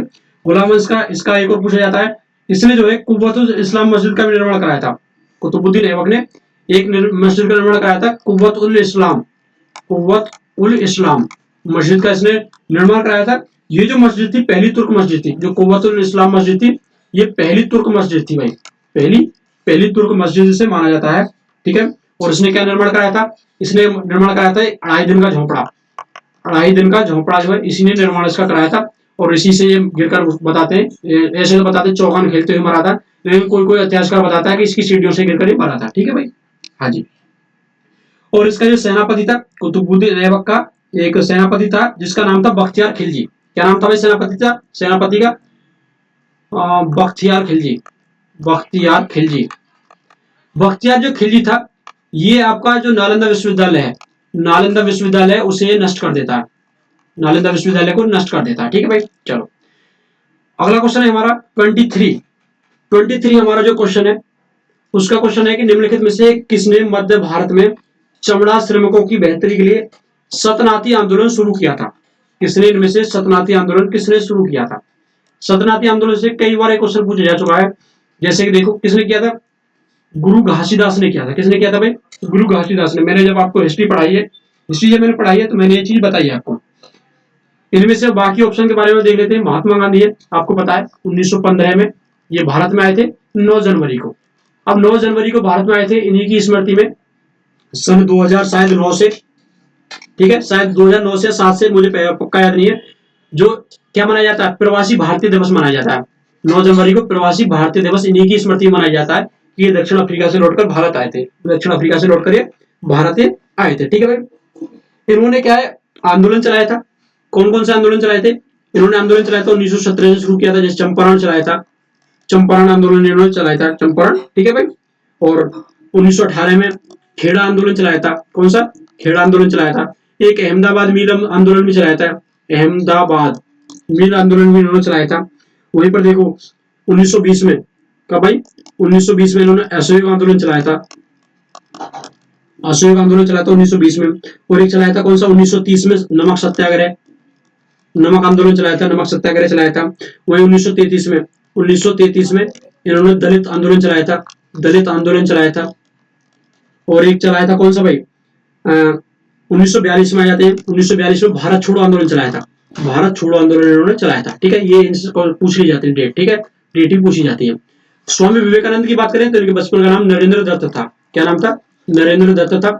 इन्होंने जो है रामकृष्ण मिशन की स्थापना की थी, रामकृष्ण मिशन, मिशन की इन्होंने स्थापना की थी। अपने गुरु रामकृष्ण परमहंस, इनके गुरु कौन थे? रामकृष्ण परमहंस थे। क्वेश्चन पूछा जाता है ये भी, रामकृष्ण परमहंस, उन्हीं के नाम पर जो रामकृष्ण आंदोलन था, जो रामकृष्ण मिशन था, इसका जो उद्देश्य था मानव की सेवा करना था, मानव की सेवा करना था, ठीक है जी, मानव की सेवा करना था, मानव की हेल्प करना था। और पूछा जाता है विवेकानंद से 1893 में जो शिकागो में विश्व धर्म सम्मेलन हुआ था, उसमें उन्होंने पार्टिसिपेट किया था, आप लोगों को पता है, ठीक है। विवेकानंद जो नाम है, जो खेतड़ी के राजा हैं, कौन भाई? खेतड़ी के राजा हैं। क्या नाम था उनका? खेतड़ी के राजा, खेतड़ी के राजा ने इन्हें भेजा गया था, ठीक है। खेतड़ी के राजा थे अजीत सिंह, ठीक है, उन्हीं के खर्चे पर जाते हैं, वैसे जो शिकागो जाते हैं उन्हीं के खर्चे पे जाते हैं, ठीक है भाई। और विवेकानंद से यही है भाई, विवेकानंद से यही पूछा जाता है। और इन्होंने बताया था आपको 97 में इन्होंने रामकृष्ण परमहंस की स्थापना की थी, रामकृष्ण मिशन की जो स्थापना है 1897 में की थी। ये डेट भी कभी कभी पूछ ली जाती है, ठीक है। अब आ जाते हैं doctor B R Ambedkar. B R Ambedkar से सबसे पहले तो इनके जन्म से क्वेश्चन पूछ लिया जाता है। इनका जो जन्म है, इनका जन्म है 14 अप्रैल को हुआ था 1891 में, इंदौर में। कहां पर? इंदौर में। एक जगह पड़ती है महू, इंदौर के महू में हुआ था, ठीक है। और इनकी जो मृत्यु है, इनकी मृत्यु है दिसंबर में। मृत्यु कब होती है? 6 दिसंबर को होती है 1956 को। 1956 में ही बौद्ध धर्म अपना लेते हैं, 1956 में बौद्ध धर्म अपना लेते हैं, ठीक है भाई। अच्छा, क्वेश्चन, एक और क्वेश्चन पूछा जाता है इससे, जो डॉक्टर बी आर अम्बेडकर से इन्हें 1990 में भारत रत्न मिला था। भारत रत्न इन्हें मिला था, कब मिला था भाई? 1990 में इन्हें भारत रत्न मिला था। इन्होंने क्या है 1924 में, इन 1924 में एक तो बहिष्कृत पत्रिका निकाली थी। क्या निकाली थी? बहिष्कृत भारत पत्रिका, बहिष्कृत भारत पत्रिका निकाली थी 1924 में, ठीक है जी। अच्छा जी, और 1924 में इंडिपेंडेंट लेबर पार्टी की स्थापना की थी इन्होंने, इंडिपेंडेंट लेबर पार्टी, इसकी स्थापना इन्होंने की थी, इसे डॉक्टर बी आर अम्बेडकर ने। अच्छा, एक और पूछा जाता है, महात्मा गांधी और डॉक्टर बी आर अम्बेडकर के बीच में एक पैक्ट होता है जिसे बोलता है पूना पैक्ट। पूना पैक्ट से बहुत सारे क्वेश्चन पूछे जाते हैं। सबसे पहले कहां हुआ था? यरबदा जेल में हुआ था, यरबदा जेल में हुआ था। अब इसकी डेट भी पूछ ली जाती है, तो 26 सितंबर 1932 को हुआ था, 1932 को ये हुआ था, ठीक है, यरबदा जेल में हुआ था भाई, ठीक है। ये सारी चीज हमने देख ली। आगे रहते हैं, हमारे भारत की जनगणना 2011 के अनुसार निम्नलिखित में से किस धर्म की साक्षरता दर सर्वाधिक दर्ज की गई थी? तो जैन धर्म है। जो मैंने जनगणना वाला टॉपिक आपसे अलग डिस्कस किया है, उसमें मैंने सारे जनगणना के क्वेश्चन बताए हैं, ठीक है, उसमें ये चर्चाएं भी की है। अगला क्वेश्चन देखते हैं हम। धौलावीरा, धौलावीरा का हड़प्पा नगर कितने भागों में विभाजित है? देखो ये क्वेश्चन, इसकी लैंग्वेज जो है मेरे हिसाब से गलत दी गई है। इसमें बताना चाहिए था हड़प्पा सभ्यता का धौलावीरा, जो धौलावीरा है वो कितने भागों में विभाजित था। तो कितने भागों में था भाई? एकमात्र धौलावीरा है जो कि 3 पार्टों में विभाजित था, बाकी सभी 2 पार्टों में थे। एक पूर्वी नगर पूर्वी और एक पश्चिमी हिस्से में, ठीक है। इसमें गरीब रहते थे और इसमें अमीर लोग रहते थे, अमीर लोग रहते थे, ठीक है। ये था भाई, ठीक है। ये कई बार पूछा गया है, ये क्वेश्चन कई बार पूछा जा चुका है, ठीक है भाई। अच्छा जी, धौलावीरा से धौलावीरा से जो और क्या क्या मिला है, धौलावीरा से पूछी जा सकती है। तो इसमें लकड़ी की नाली मिली है, लकड़ी की नाली। क्वेश्चन ये पूछा जाता है कि पानी की सुव्यवस्था कहां पर थी, लकड़ी की नाली कहां बनाई गई थी, ये धौलावीरा में बनाई गई थी, ये धौलावीरा में बनाई गई थी, ठीक है भाई। चलो अगला क्वेश्चन देख लेते हैं। अगला क्वेश्चन है हमारा, निम्नलिखित में से कौन भारतीय ओलंपिक संघ के पहले अध्यक्ष थे। पहले अध्यक्ष कौन थे, मैंने थोड़ी देर पहले आपसे चर्चा की थी, थोड़ी देर पहले ही आपसे चर्चा की थी कि वर्तमान में अध्यक्ष कौन है। तो पहले कौन थे भाई, सर दोराबजी टाटा, टाटा समूह के सर दोराबजी टाटा थे, वो थे भाई, ठीक है। चलो जो ओलंपिक की बात करें, एक है आईओसी, अंतरराष्ट्रीय ओलंपिक कमेटी जो है, उसकी जो स्थापना है वो होती है 1894 में, 1894 में होती है। और जो पहला ओलंपिक होता है, जो आधुनिक ओलंपिक शुरू होता है, जो आधुनिक ओलंपिक की शुरुआत होती है वो होती है 1894, सॉरी ये 94 है, यहाँ पर 1896 से स्टार्ट होती है। कब से होती है, शुरुआत होती है 1896 से, लेकिन ओलंपिक कमेटी उसकी स्थापना होती है 1894 में, ठीक है भाई। अच्छा जी, एक है भारतीय Olympic committee, Indian Olympic association जिसे बोला जाता है, भारतीय ओलंपिक संघ जो है उसकी जो स्थापना है 1927 में होती है। कब होती है भाई, 1927 में होती है। और वर्तमान में पहले अध्यक्ष कौन थे, दोराबजी टाटा थे, और वर्तमान में इसका अध्यक्ष कौन है, पीटी उषा है, अभी मैंने बताया था आपको, पीटी उषा है, पीटी उषा है भाई, ठीक है। अच्छा, जो ओलंपिक का ध्वज होता है, जो ओलंपिक से बात कर लेते हैं, ओलंपिक का ध्वज होता है व्हाइट कलर का होता है, सफेद रंग का। कैसे कलर का भाई, सफेद रंग का होता है। इसमें 5 छल्ले होते हैं, 5 छल्ले, पांचों महाद्वीप जो है, पांचों जो महाद्वीप है उन्हें डिनोट करते हैं। जैसे कि इसमें एशिया की बात कर लेते हैं, तो एशिया को डिनोट करता है पीला, पीले रंग का जो छल्ला है वो आपको एशिया को डिनोट करता है। वही यूरोप की बात करें, यूरोप की बात करें तो यूरोप को करता है कौन भाई, नीला, नीले कलर का यूरोप को डिनोट करता है। वही आपका अफ्रीका की बात करें तो अफ्रीका को करता है काला। वही आपका और कौन बचा भाई, ऑस्ट्रेलिया की बात करें तो ऑस्ट्रेलिया को करता है हरा। और वहीं पर आपकी अमेरिका की बात करें, दक्षिण और उत्तरी अमेरिका है, दोनों का एक ही है, ठीक है भाई। कौन सा भाई, इनका है रेड कलर का, रेड कलर का जो छल्ला है वो अमेरिका को डिनोट करता है भाई, ठीक है, अमेरिका को डिनोट करता है, ठीक है। चलो ध्वज आपको ध्वज भी पूछा गया है, ध्वज किस कलर का है, सफेद कलर का ध्वज है। अगला आ जाता है, भारतीय संविधान का निम्न में से कौन सा अनुच्छेद कार्य और मातृत्व राहत के लिए न्याय संगत और मानवीय परिस्थिति का प्रावधान करता है। ये क्वेश्चन में थोड़ी देर पहले ही डिस्कस किया है और इससे पिछली वीडियो में मैं डिस्कस कर चुका हूँ, ठीक है। देखो इसका राइट आंसर क्या होगा, आर्टिकल 42 हो जाएगा। आर्टिकल 42 में जो प्रसूति सहायता के लिए दी गई है, बताया गया है प्रसूति सहायता, प्रसूति सहायता जो आर्टिकल 42 में दिया गया है, इसका उपबंध करना, ठीक है। वह 43 की बात आए तो 43 में दिया गया है कर्मगारों हेतु निर्वाह मजदूरी, कर्मगारों के लिए निर्वाह मजदूरी, मतलब जितने का काम करेंगे उतने रुपए देने पड़ेंगे। ऐसे ही 500 का काम किया 50 रुपए दे दिए। वही 44 में बात आती है, 44 में बात आती है समान नागरिक संहिता, यूसीसी जिसे बोलते हैं, समान नागरिक संहिता जो है वो 44 में आती है। अब 45 की बात करें तो इसमें बताया गया है 6 वर्ष से कम एज के जो बच्चे हैं उसके लिए जो है शिक्षा का प्रावधान करना, शिक्षा का प्रावधान करना। जैसे कि इसके तहत जो है आंगनबाड़ी जो है, आंगनबाड़ी जो केंद्र बनाए गए हैं शिक्षा के लिए, वो इसी के लिए बनाए गए हैं भाई, आर्टिकल 45 के तहत। आर्टिकल आ जाता है, अगला क्वेश्चन आ जाता है, भारत की जनगणना 2011 के अनुसार निम्नलिखित में से राज्यों के किस समूह में सबसे अधिक जनसंख्या दर्ज की गई है। मैंने ये क्वेश्चन भी पहले डिस्कस कर चुका हूँ, आपकी जनगणना वाली अलग वीडियो में जाकर आप देख सकते हो यदि आप देखना चाहते हो, ठीक है। तो महाराष्ट्र बिहार है इसका राइट आंसर। अगला है हमारा कटखल, कटखल है, जिर्री है, चिरी है, और आपका मोधुरा है, लोंगई है, सोनई है, रुकनी है और सिंगला है। किस नदी की प्रमुख नदी, सहायक नदियां हैं, किस नदी की, तो एक नदी है बराक नदी, जिसे आगे जाके मेघना नदी कहा जाता है, मेघना नदी कहा जाता है, जो आपकी बंगाल की खाड़ी में इसी नाम से गिरती है। ये इसमें आगे कौन मिलती है भाई, इसमें इधर से गंगा आगे मिलती है, ऊपर से ब्रह्मपुत्र नदी आगे मिलती है, और यहां से आपके मणिपुर से निकलती है, मणिपुर से निकलकर आती है कौन सी नदी, बराक नदी। इसमें फिर एक मेघना नदी मिल जाती है तो इसका नाम मेघना पड़ जाता है, और ये इसका नाम पूरी का नाम क्या है, मेघना ही हो जाता है। क्या नाम हो जाता है, मेघना ही इसका नाम हो जाता है, ठीक है। तो एक क्वेश्चन पूछा गया है, इनमें से किस नदी की सहायक नदी है, बराक नदी है, मेघना नदी की सहायक नदियां सभी, ठीक है भाई। अच्छा, अब इनमें बात कर लेते हैं, जैसे चंबल है, चंबल की बात कर लेते हैं। चंबल किसकी सहायक नदी है, पहले तो ये देख लेते हैं, ये यमुना की सहायक नदी है। यमुना की सहायक नदी है। और चंबल की सहायक नदी कौन कौन सी है? चंबल की सहायक नदी है जैसे कि बनास है, कौन सी? बनास है, मेज है, ये बाएं ओर से मिलती है। और इनमें एक पाखती, पार्वती, जैसे पाखती नहीं, पार्वती बोलते हैं, जैसे पार्वती नदी है, कौन सी? पार्वती नदी है, वो भी इसी की है, चंबल की। तो एक है काली सिंध, काली सिंध नदी है, वो भी आपकी चंबल की सहायक नदी है। और इसके अलावा कौन सी रहेगी? एक है सिप्रा, सिप्रा नदी है, वो भी इसी की है। और आपकी कूनो है, कूनो इसी की है, ठीक है, वो इसी की है भाई, ठीक है, सहायक नदियां हैं ये, यमुना की खुद सहायक नदी है।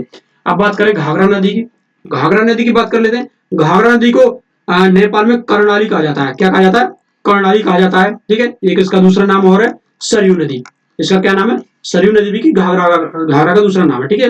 अयोध्या सरयू नदी के किनारे है, ठीक है भाई। अयोध्या कहाँ? सरयू नदी के किनारे भाई, ठीक है। अच्छा, अब देखो घाघरा की जो, ये घाघरा किसकी सहायक नदी है? ये गंगा की सहायक नदी है। चंबल यमुना की थी, ये गंगा की सहायक नदी है। अच्छा, अब इसकी भी सहायक नदी होंगी। इसकी कौन कौन सी सहायक नदी है भाई? जैसे कि देखो घाघरा की सहायक नदी कोवानो, कोवानो इसी की सहायक नदी है। राप्ती इसी की सहायक नदी है। एक है छोटी गंडक, छोटी गंडक है, वो भी इसी की सहायक नदी है भाई। एक है काली नदी, काली नदी भी इसी की सहायक नदी है। और एक है आपकी बूढ़ी गंगा, कौन सी? बूढ़ी गंगा भी घाघरा की सहायक नदी है भाई, ठीक है। वही अब दामोदर की बात कर लेते हैं, दामोदर नदी की, दामोदर नदी की बात कर लेते हैं। इसकी जो सहायक नदी है, एक है कोनार, कौन सी भाई? कोनार, ये इसी सहायक नदी है, ठीक है भाई। अच्छा है, एक है जामुनिया, ये कौन सी है? जामुनिया इसी की सहायक नदी है, ठीक है जी। एक है साली नदी, साली नदी जो कि वेस्ट बंगाल से आती है, साली नदी, वो भी इसी की सहायक नदी है भाई, ठीक है, दामोदर की, ठीक है भाई। चलो अगला क्वेश्चन बताओ, निम्नलिखित में से किस मंत्रालय ने एकलव्य स्कूल के शिक्षकों और प्रधानाचार्यों के लिए निष्ठा क्षमता निर्माण कार्यक्रम के लिए एक संयुक्त मिशन पर एनसीईआरटी के साथ सहयोग किया है? किसके साथ? किसने? जनजातीय कार्य मंत्रालय ने किया है। ये आपका करंट का क्वेश्चन है, ये आपका करंट का क्वेश्चन है, ठीक है। चलो अगला क्वेश्चन है हमारा, भंजन, अपक्षय, विघटन, वर्षा और शिलीभवन प्रमुख वैज्ञानिक भू प्रक्रिया जो है, भू प्रक्रिया है जो निम्नलिखित में से किस चट्टान के निर्माण में योगदान करती है? अवसादी चट्टान होती है, अवसादी इस प्रकार की चट्टान होती हैं जो भंजन, अपक्षय, विघटन, वर्षा वगैरह, उन सभी प्रकार जो जो चीज होती है उन सभी से मिलकर कौन सी बनती है? अवसादी चट्टान का निर्माण से होता है। अब ये कि अवसादी चट्टान कौन सी होती है, अग्नि चट्टान कौन सी होती है, ये चार प्रकार की चट्टान मुख्य रूप से होती है। जैसे कि अवसादी चट्टानों की बात करें तो अवसादी चट्टानों में हमारी आती है बलुआ पत्थर है, बलुआ पत्थर हो गया, और हमारा क्या आएगा? चूना आ गया, चिकनी मिट्टी आ गई, चिकनी मिट्टी भी हमारी आपका अवसादी चट्टानों का उदाहरण है भाई। एक आ गया लोयस आ गया, जो लोयस का पठार है वो भी चिकनी मिट्टी का उदाहरण है, ठीक है भाई। हाँ, अगर अब बात आ जाए आपका अग्नि चट्टानों की, अग्नि चट्टानों की जैसे ग्रेनाइट है, ग्रेनाइट आपका अग्नि चट्टान है। आपका बेसाल्ट है, बेसाल्ट है। एक है आपका रायोलाइट, रायोलाइट है आपका, वो भी अग्नि चट्टान है। एक है सिल है, डायक है, डायक है, ठीक है। एक है बाथुलिथ है, बाथुलिथ है, बाथुलिथ भी आपका अग्नि चट्टान है, ठीक है। एक लोकोलिथ है, लोकोलिथ है, लोकोलिथ भी आपका, तो आपकी जो अग्नि चट्टानों का उदाहरण है, ठीक है। रूपांतरित चट्टानों की बात करते हैं जो रूपांतरित होती है, ठीक है। जैसे क्वार्टाजाइट है, क्वार्टजाइट है, वो भी आपकी यही है, ठीक है। और वहीं पर आपकी दूसरी है एक संगमरमर है, संगमरमर है, वो भी आपकी रूपांतरित चट्टान है। और आपकी स्लेट आएगी, ग्रेफाइट है, हीरा है, वो आपकी ये किसमें आएगी भाई? ये आपकी अग्नि चट्टानों में आएगी, सॉरी आपकी अग्नि चट्टानों में आएगी, किसमें आएगी भाई? रूपांतरित चट्टानों में आएगी, रूपांतरित चट्टानों में आएगी। वहीं पर एक आ जाती है पुनः रूपांतरित, जो पुनः रूपांतरित होती है, उप रूपांतरित कहते हैं। इसमें आती है चर्ट, कौन सी आती है? चर्ट आती है। रूपांतरित चट्टान जो है दोबारा से रूपांतरित हो जाती है, वो आती है चर्ट। इसमें ये क्वेश्चन चर्ट वाला पूछा गया है दिल्ली पुलिस में। ओजोन अणु का आणविक द्रव्यमान कितना होता है? ओजोन अणु का आणविक द्रव्यमान कितना होता है? तो कितना होता है भाई? 48 होता है। कितना होता है? 48 होता है, ठीक है। ओजोन जो है उसे O3 से डिनोट करते हैं। कैसे होगा? देखो, एक ऑक्सीजन जो है, ऑक्सीजन है, उसका जो आणविक अणु कितना होता है? 16 होता है। और यहाँ पर ओजोन में कितने अणु? 3 है, तो 16 गुणा 3 कितने हो गए? 16 3 48 हो गए। अच्छा, अब बात आ जाती है 32 की। तो जो वायुमंडलीय ऑक्सीजन है, क्वेश्चन पूछा जा सकता है, वायुमंडलीय ऑक्सीजन जो है, वायुमंडलीय ऑक्सीजन जो है उसका कितना होगा भाई, उसका कितना होगा 32 होगा। एक ऑक्सीजन का अणु कितना हो गया भाई 16 हो गया। तो जो वायुमंडलीय ऑक्सीजन उसका कितना होता है O2 के डिनोट करते हैं, तो कितना हो गया, कितना हो गया भाई 32 हो गया। 16 ऑक्सीजन का खुद होता है, ठीक है, 16 ऑक्सीजन का खुद होता है, ठीक है। वहीं पर आपका ये 18 बात जो हो जाती है, 18 किसका होता है, वो होता है H2O का, H2 यानी पानी का। पानी का कितना होता है, पानी का कितना होता है भाई 18 होता है। पानी का अणु जो आणविक द्रव्यमान होता है वो 18 होता है। इनमें सभी पूछे जा चुके हैं कई कई बार, ठीक है भाई। चलो अगला क्वेश्चन है हमारा, 1932 में महात्मा गांधी और किसके बीच जो पूना पैक्ट हुआ था। थोड़ी देर पहले ही हमने आपके साथ चर्चा की है कि 26 सितंबर 1932 को जो है यरवदा जेल में गांधी जी और महात्मा गांधी जी और आपके डॉक्टर बी आर अम्बेडकर के बीच में पूना पैक्ट पर साइन हुए थे, ठीक है। चलो अगला है रेफलेशिया, बहुत इंपॉर्टेंट क्वेश्चन है। रेफलेशिया अर्नोल्डी, रेफलेशिया अर्नोल्डी जो है किस बात के लिए प्रसिद्ध है, किस बात के लिए प्रसिद्ध है। ये पादप जगत का सबसे लंबा पौधा, तो इसका आंसर बताया इन्होंने, पादप जगत में इसका सबसे बड़ा पुष्प है। पादप जगत में आपने सुना होगा रेफलेशिया जो है सबसे बड़ा पुष्प है, ठीक है। अच्छा अगर बात आ जाती है पादप जगत की सबसे बड़ी पत्तियों की, पादप जगत में सबसे बड़ी जो पत्तियां हैं, सबसे बड़ी जो पत्तियां होती हैं वो होती हैं आपकी लंबी पत्तियां होती है रेफिया पाम की, किसकी, रेफिया पाम।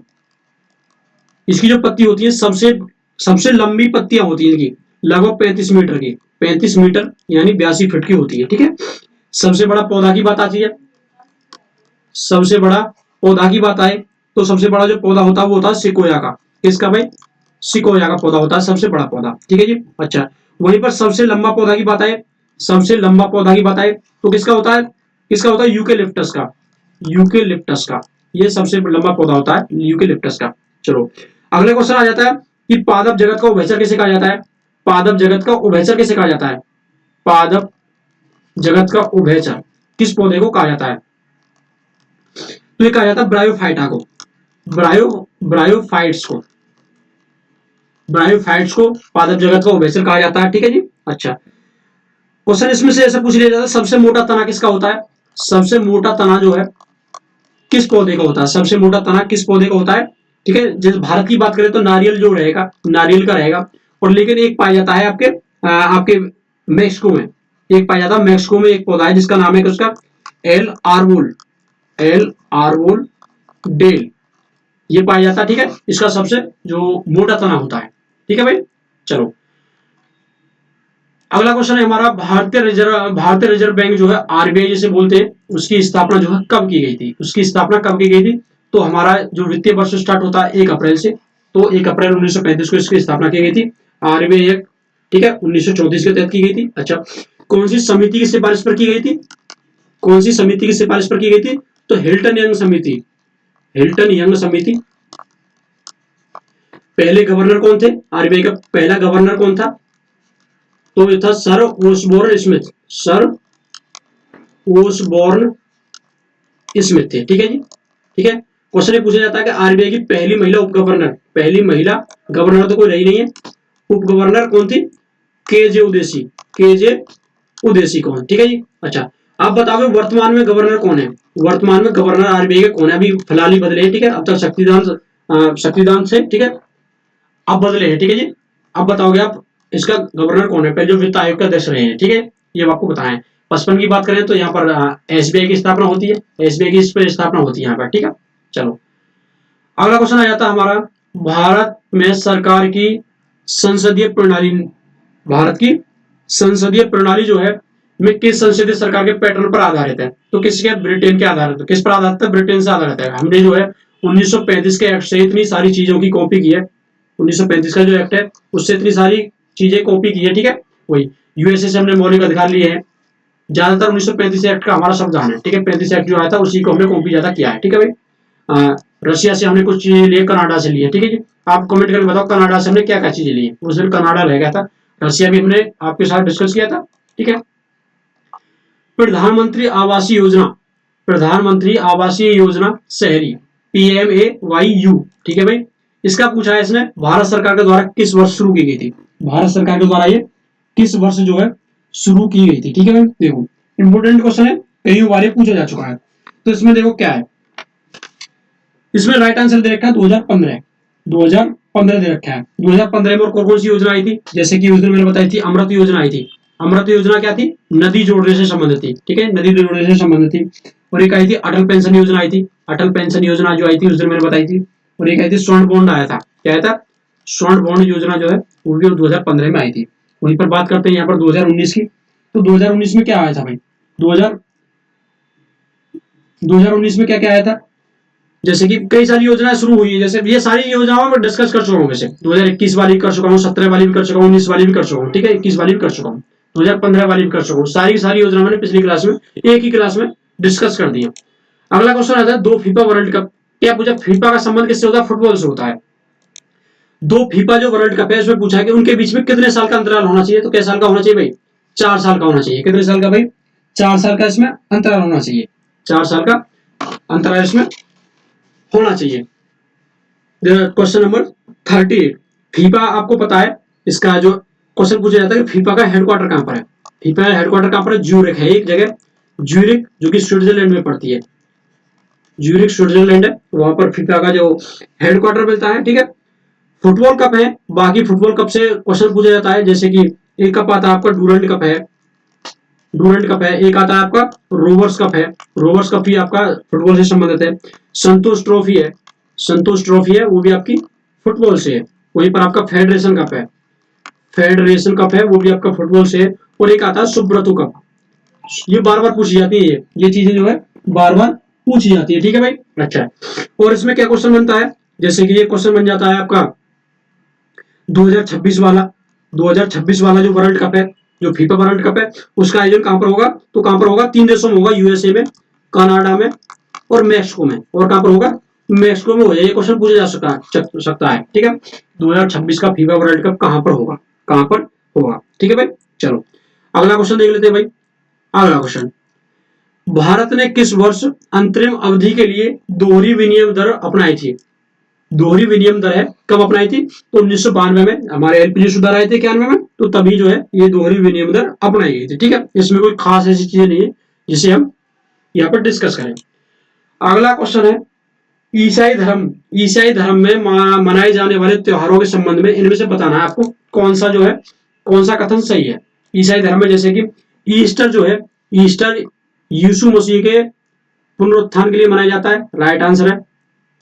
बाइबल के अनुसार यीशु को सूली पर चढ़ाए जाने से 3 दिन बाद ही फिर से जीवित हो गए थे, ये भी आपका सही है। अगला माना जाता है गुड फ्राइडे का, अगला है गुड फ्राइडे ईसा मसीह के सूली पर चढ़ने के दिन ही मनाया जाता है, ये भी आपका सही है। ये भी आपका सही है। जैसे 2025 में जो गुड फ्राइडे है आपका, जैसे 18 अप्रैल को है, 2025 को मनाया जाएगा। ठीक है, आपको पता है जो ईसाई धर्म का एक त्योहार है क्रिसमस, क्रिसमस जो है, क्रिसमस का जो त्योहार है हर साल जो है 25 दिसंबर को मनाया जाता है, 25 दिसंबर को मनाया जाता है। ठीक है, तो दोनों इसके ऑप्शन जो है सही है। अगला क्वेश्चन आ जाता है हमारा हाई कोर्ट से। हाई कोर्ट के मुख्य न्यायाधीश की अनुपस्थिति में जो है राज्यपाल किसकी अनुपस्थिति में शपथ लेंगे। आप लोगों को बता रखा है, जैसे कि किसी भी के मुख्य न्यायाधीश ना हो, तो मुख्य न्यायाधीश ना हो तो उसके बाद में जो वरिष्ठ न्यायाधीश होता है, उसके बाद जो वरिष्ठ जो न्यायाधीश होता है, वरिष्ठ न्यायाधीश होता है, वो जो है इस काम को करेगा। तो उच्च न्यायालय के उपलब्ध वरिष्ठतम न्यायाधीश जो है वो इस काम को करवाएंगे। ठीक है भाई, चलो अगला क्वेश्चन देख लें। चलो हाई कोर्ट है, इससे इसके बारे में कुछ और डिस्कस कर लेते हैं। हाई कोर्ट को आर्टिकल 214 से लेकर 231 के बीच में इसका विवरण संविधान में दिया गया है। और हाई कोर्ट के बारे में देखें, स्थापना देखें, तो सबसे पहले भारत में स्थापना जो 1862 में होती है 3 हाई कोर्ट की। कौन कौन से की, एक कोलकाता की, एक जहां पर प्रेसिडेंसियां थी, एक बंबई हाई कोर्ट की और एक मद्रास हाई कोर्ट की। इन 3 हाई कोर्ट की स्थापना हो जाती है 1862 में। वहीं पर एक क्वेश्चन पूछा जाता है कि इलाहाबाद हाईकोर्ट की स्थापना कब होती है, तो इसकी होती है 1866 में जाकर। इलाहाबाद हाईकोर्ट की 1866 में होती है। किसी भी राज्य का हाईकोर्ट का अगर सृजन करना हो, नया हाईकोर्ट सृजन करना हो या फिर विलय करना हो, तो ये काम किसका रहता है, ये संसद का काम रहता है। ये किसका काम रहता है, संसद किसी भी हाईकोर्ट को नष्ट भी कर सकती है, विलय भी कर सकती है और नया भी बना सकती है। केवल ऐसा एकमात्र यूटी कौन सा है जिसमें अपना अपना हाईकोर्ट है, तो दिल्ली है। दिल्ली में केवल अपना हाईकोर्ट है, बाकी किसी यूटी है यानी केंद्र शासित प्रदेश है उसके पास कोई भी हाईकोर्ट नहीं है। यदि वर्तमान की बात करें तो वर्तमान में कुल 25 हाईकोर्ट है कुल 25 हाई कोर्ट है, ठीक है। जो नवीनतम आंध्र प्रदेश का जो हाई कोर्ट है, आंध्र प्रदेश का जो हाई कोर्ट है वो नवीनतम है, ठीक है भाई। चलो अगला क्वेश्चन देख लेते हैं। अगला क्वेश्चन देखो, अजीता श्रीवास्तव, अजीता श्रीवास्तव की एक प्रसिद्ध लोक गायक है, किस कहाँ की है ये लोक गायिका है, उन्हें 2022 में पद्म भूषण, पद्मश्री मतलब पद्मश्री दिया गया है।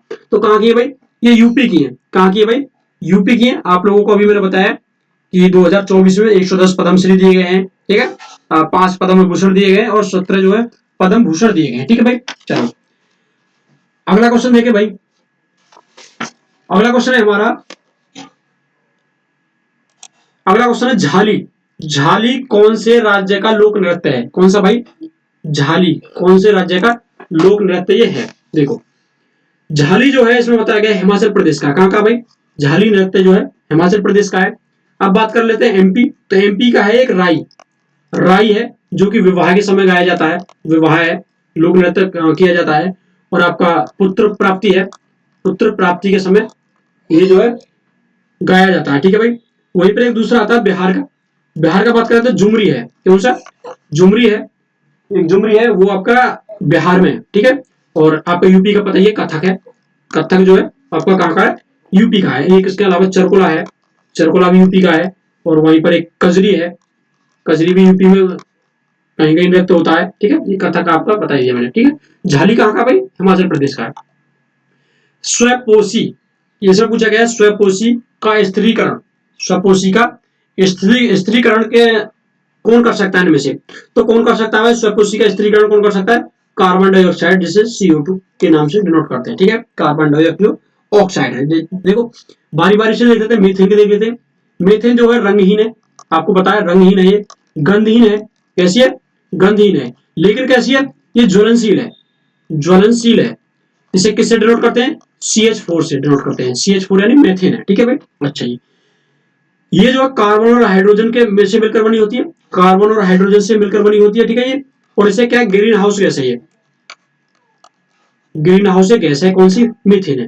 कार्बन मोनोऑक्साइड की बात कर लेते हैं, इसे CO से डिनोट करते हैं, CO से डिनोट करते हैं, ठीक है। ये रंगहीन है, रंगहीन है, गंधहीन है और स्वादहीन है, ठीक है। इसका जो निर्माण होता है, जो कार्बन मोनोऑक्साइड होता है, इसका जो निर्माण होता है, जो कार्बन युक्त ईंधन हो होगा, जो कार्बन युक्त ईंधन होगा, अगर वो पूर्ण तरह से नहीं जलेगा, अगर वो उसका अधूरा दहन होगा, अधूरा दहन यदि होगा तो किसका निर्माण होगा, कार्बन मोनोऑक्साइड का निर्माण होगा। जैसे कि कभी कभी अंगीठी जो है, अंगीठी में आप लोगों को पता है जो जाड़ों के समय में अंगीठी से बहुत सारे लोगों की मृत्यु हो जाती है, तो जब अधूरा जलता है वो तो कार्बन मोनोऑक्साइड पैदा करता है वो, ठीक है। वही अगला जाता है कार्बन डाइऑक्साइड है, कार्बन डाइऑक्साइड से पूछ लिया जाता है, तो कार्बन डाइऑक्साइड जो है गंधहीन है, ये रंगहीन है और गैर ज्वलनशील है, गैर ज्वलनशील है, गैर ज्वलनशील है, इसमें आग नहीं लगती है, ठीक है जी। अच्छा इसमें एक और चीज पूछी जाती है, ये जो वायुमंडल में चौथी, वायुमंडल में चौथी सर्वाधिक पाई जाने वाली गैस है, पहले पे कौन सी पाई जाती है, नाइट्रोजन है। दूसरे पे कौन सी पाई जाती है भाई, दूसरे पे ऑक्सीजन है। तीसरे पे कौन सी पाई जाती है, हीलियम है, ठीक है। और सॉरी ऑर्गन है, ऑर्गन है। और चौथे पे कौन सी पाई जाती है, आपकी CO2 है, CO2 है, ठीक है। ये पाई जाती है। अच्छा अब इसमें एक और क्वेश्चन पूछ लिया जाता है, इसमें जो है एक और क्वेश्चन पूछा जाता है, इसकी जो कार्बन डाइऑक्साइड से, कार्बन डाइऑक्साइड में एक और क्वेश्चन पूछा जाता है, इसके ठोस CO2 जो होता है, ठोस CO2 जो होता है उसे क्या है, उसे सूखी बर्फ कहा जाता है। क्या कहा जाता है, सूखी बर्फ कहा जाता है, सूखी बर्फ कहा जाता है ठोस CO2 के, ठीक है। अच्छा अब इसमें एक और बात कर लेते हैं ऑक्सीजन की, ऑक्सीजन को O से डिनोट करते हैं, O2 से, ठीक है। इसकी जो खोज है प्रिस्टले ने की थी, प्रिस्टले ने इसकी जो खोज की थी, ये क्वेश्चन भी पूछा गया है कई बार, ठीक है भाई। अच्छा जी ऑक्सीजन भी क्या है, ये रंगहीन है, स्वादहीन है, गंधहीन है और लेकिन ज्वलनशील गैस है, मतलब कहीं भी अगर आग लगनी हो तो उसके लिए ऑक्सीजन की जरूरत होती है, ऑक्सीजन की जरूरत होती है भाई। अगला क्वेश्चन देख लेते हैं। अगला क्वेश्चन देखो, भारत में राष्ट्रीय, भारत में राष्ट्रीय निवेश कोष पर कोष एक कार्य फंड है जो कि के मध्य से अपनी वित्तीय प्राप्ति को जुटाता है। तो केंद्रीय जो सार्वजनिक क्षेत्र उपक्रम के विनिमय से होने वाली जो आय है उसके द्वारा ये जुटाता है, उसके द्वारा ही जुटाता है, ठीक है। चलो अगला क्वेश्चन है, अगला क्वेश्चन है भारतीय नदी तंत्रों के बारे में निम्नलिखित में से कौन सा कथन सही है। यमुना नदी गंगा नदी की सहायक नदी है, सही है ना भाई। सोन नदी का उद्गम, देखो ये क्वेश्चन पूछा जाता है बार बार, ये क्वेश्चन जो है बार बार पूछा जाता है, इसके बारे में हम डिस्कस करेंगे। देखो जैसे कि पहला दिया गया महानदी, इसमें पूछा गया है कि महानदी जो है केवल छत्तीसगढ़ में, मैंने आपको उस दिन बताया था जिसके साथ केवल आएगा ना तो वो ऑप्शन हमारा गलत रहेगा। तो महानदी जो है, महानदी हमारी छत्तीसगढ़ में भी है, छत्तीसगढ़ के साथ साथ उड़ीसा में बहती है, उड़ीसा में भी बहती है। वो गोदावरी से पूछा गया है, गोदावरी हरियाणा राज्य से होकर बहती है। तो गोदावरी कहाँ से, महाराष्ट्र से, छत्तीसगढ़ से, तेलंगाना से, आंध्र प्रदेश से और उड़ीसा से बहती है। ठीक है, हरियाणा इसमें गलत दे रखा है। वहीं पर पूछा गया सोन नदी का उद्गम पंजाब से होता है। ठीक है, सोन नदी के बारे में पूछा गया तो इसका एमपी का होता है, एमपी के अमरकंटक जो चोटी है, अमरकंटक चोटी है वहां से होता है। ठीक है, इसका सोन नदी का जो उद्गम होता है। ठीक है भाई, ये भी पूछा गया है। और सोन नदी जो है ये गंगा की सहायक नदी है, सोन नदी अभी बताया था मैंने, गंगा की सहायक नदी है। ठीक है भाई, ये हो गया। अगला क्वेश्चन देख लेते हैं। अगला क्वेश्चन हमारा प्रसिद्ध दक्षिण भारतीय महाकाव्य, दक्षिण भारत का बहुत प्रसिद्ध महाकाव्य है, ये पूछा गया है सिलप्पादिकारम। सिलप्पादिकारम के बारे में पूछा गया है, मूल रूप से किस भाषा में है? तो ये भाई तमिल साहित्य है। तमिल साहित्य संगम काल में जो 3 संगम हुए थे उनसे मैंने पढ़ाया है आप लोगों को, तो संगम काल में ही जो तमिल भाषा में जो ग्रंथों का निर्माण जो लेखन किया गया था उसी में से सिलप्पादिकारम। जो सिलप्पादिकारम है इसके बारे में और चीज देख लेते हैं। एक तो बताओ ये प्रेम कथा है, प्रेम कथा है किसकी? नूपुर की। किसकी भाई? नूपुर की प्रेम कथा है। ठीक है, अच्छा इसके जो लेखक हैं, इसके जो लेखक है इनका नाम है इलांगो, इलांगो आदिगल, आदिगल इनके इसके लेखक है, इलांगो आदिगल इनके लेखक है। ठीक है, प्रेम कथा है, आपको बता दिया। मैंने आपको बताया संगम काल में लिखा गया था, संगम काल में। और संगम काल में इसके अलावा जैसे कि मणिक मेखलई है, मणि मेखलई, उसका निर्माण किया गया था, उसका उसकी रचना की गई थी। और एक है चिंतामणि, जीवक चिंतामणि, जीवक चिंतामणि है, उसकी भी रचना की गई थी इसी में संगम काल में। ठीक है भाई, चलो अगला क्वेश्चन आ जाता है हमारा, ये हो गया हमारा। अगला क्वेश्चन है हमारा, मौर्य वंश की स्थापना के लिए चंद्रगुप्त मौर्य ने किससे हराया था? देखो कितना इजी क्वेश्चन पूछा गया। मौर्य वंश की स्थापना की आपको पता है, जब चंद्रगुप्त मौर्य यदि आपने देखा होगा सुना होगा तो चंद्रगुप्त मौर्य की जो बहस होती है वो धनानंद से होती है। जो इनके चंद्रगुप्त मौर्य, सॉरी चंद्रगुप्त मौर्य नहीं, आपकी कौटिल्य की, विष्णुगुप्त की, चाणक्य की, कौटिल्य की, ये चाणक्य की जो बहस होती है, उसने चोटी खोली थी कि जब तक ये चोटी नहीं बंधेगी जब तक तेरा जो साम्राज्य नष्ट नहीं करवा दूंगा मैं। ठीक है, तो किसके? धनानंद से होती है। ठीक है, महापद्मानंद की बात करें तो नंद वंश का, ये नंद वंश का संस्थापक था, ये नंद वंश का संस्थापक था। बिंबिसार जो है ये हर्यक वंश का था, हर्यक वंश का संस्थापक था, संस्थापक था।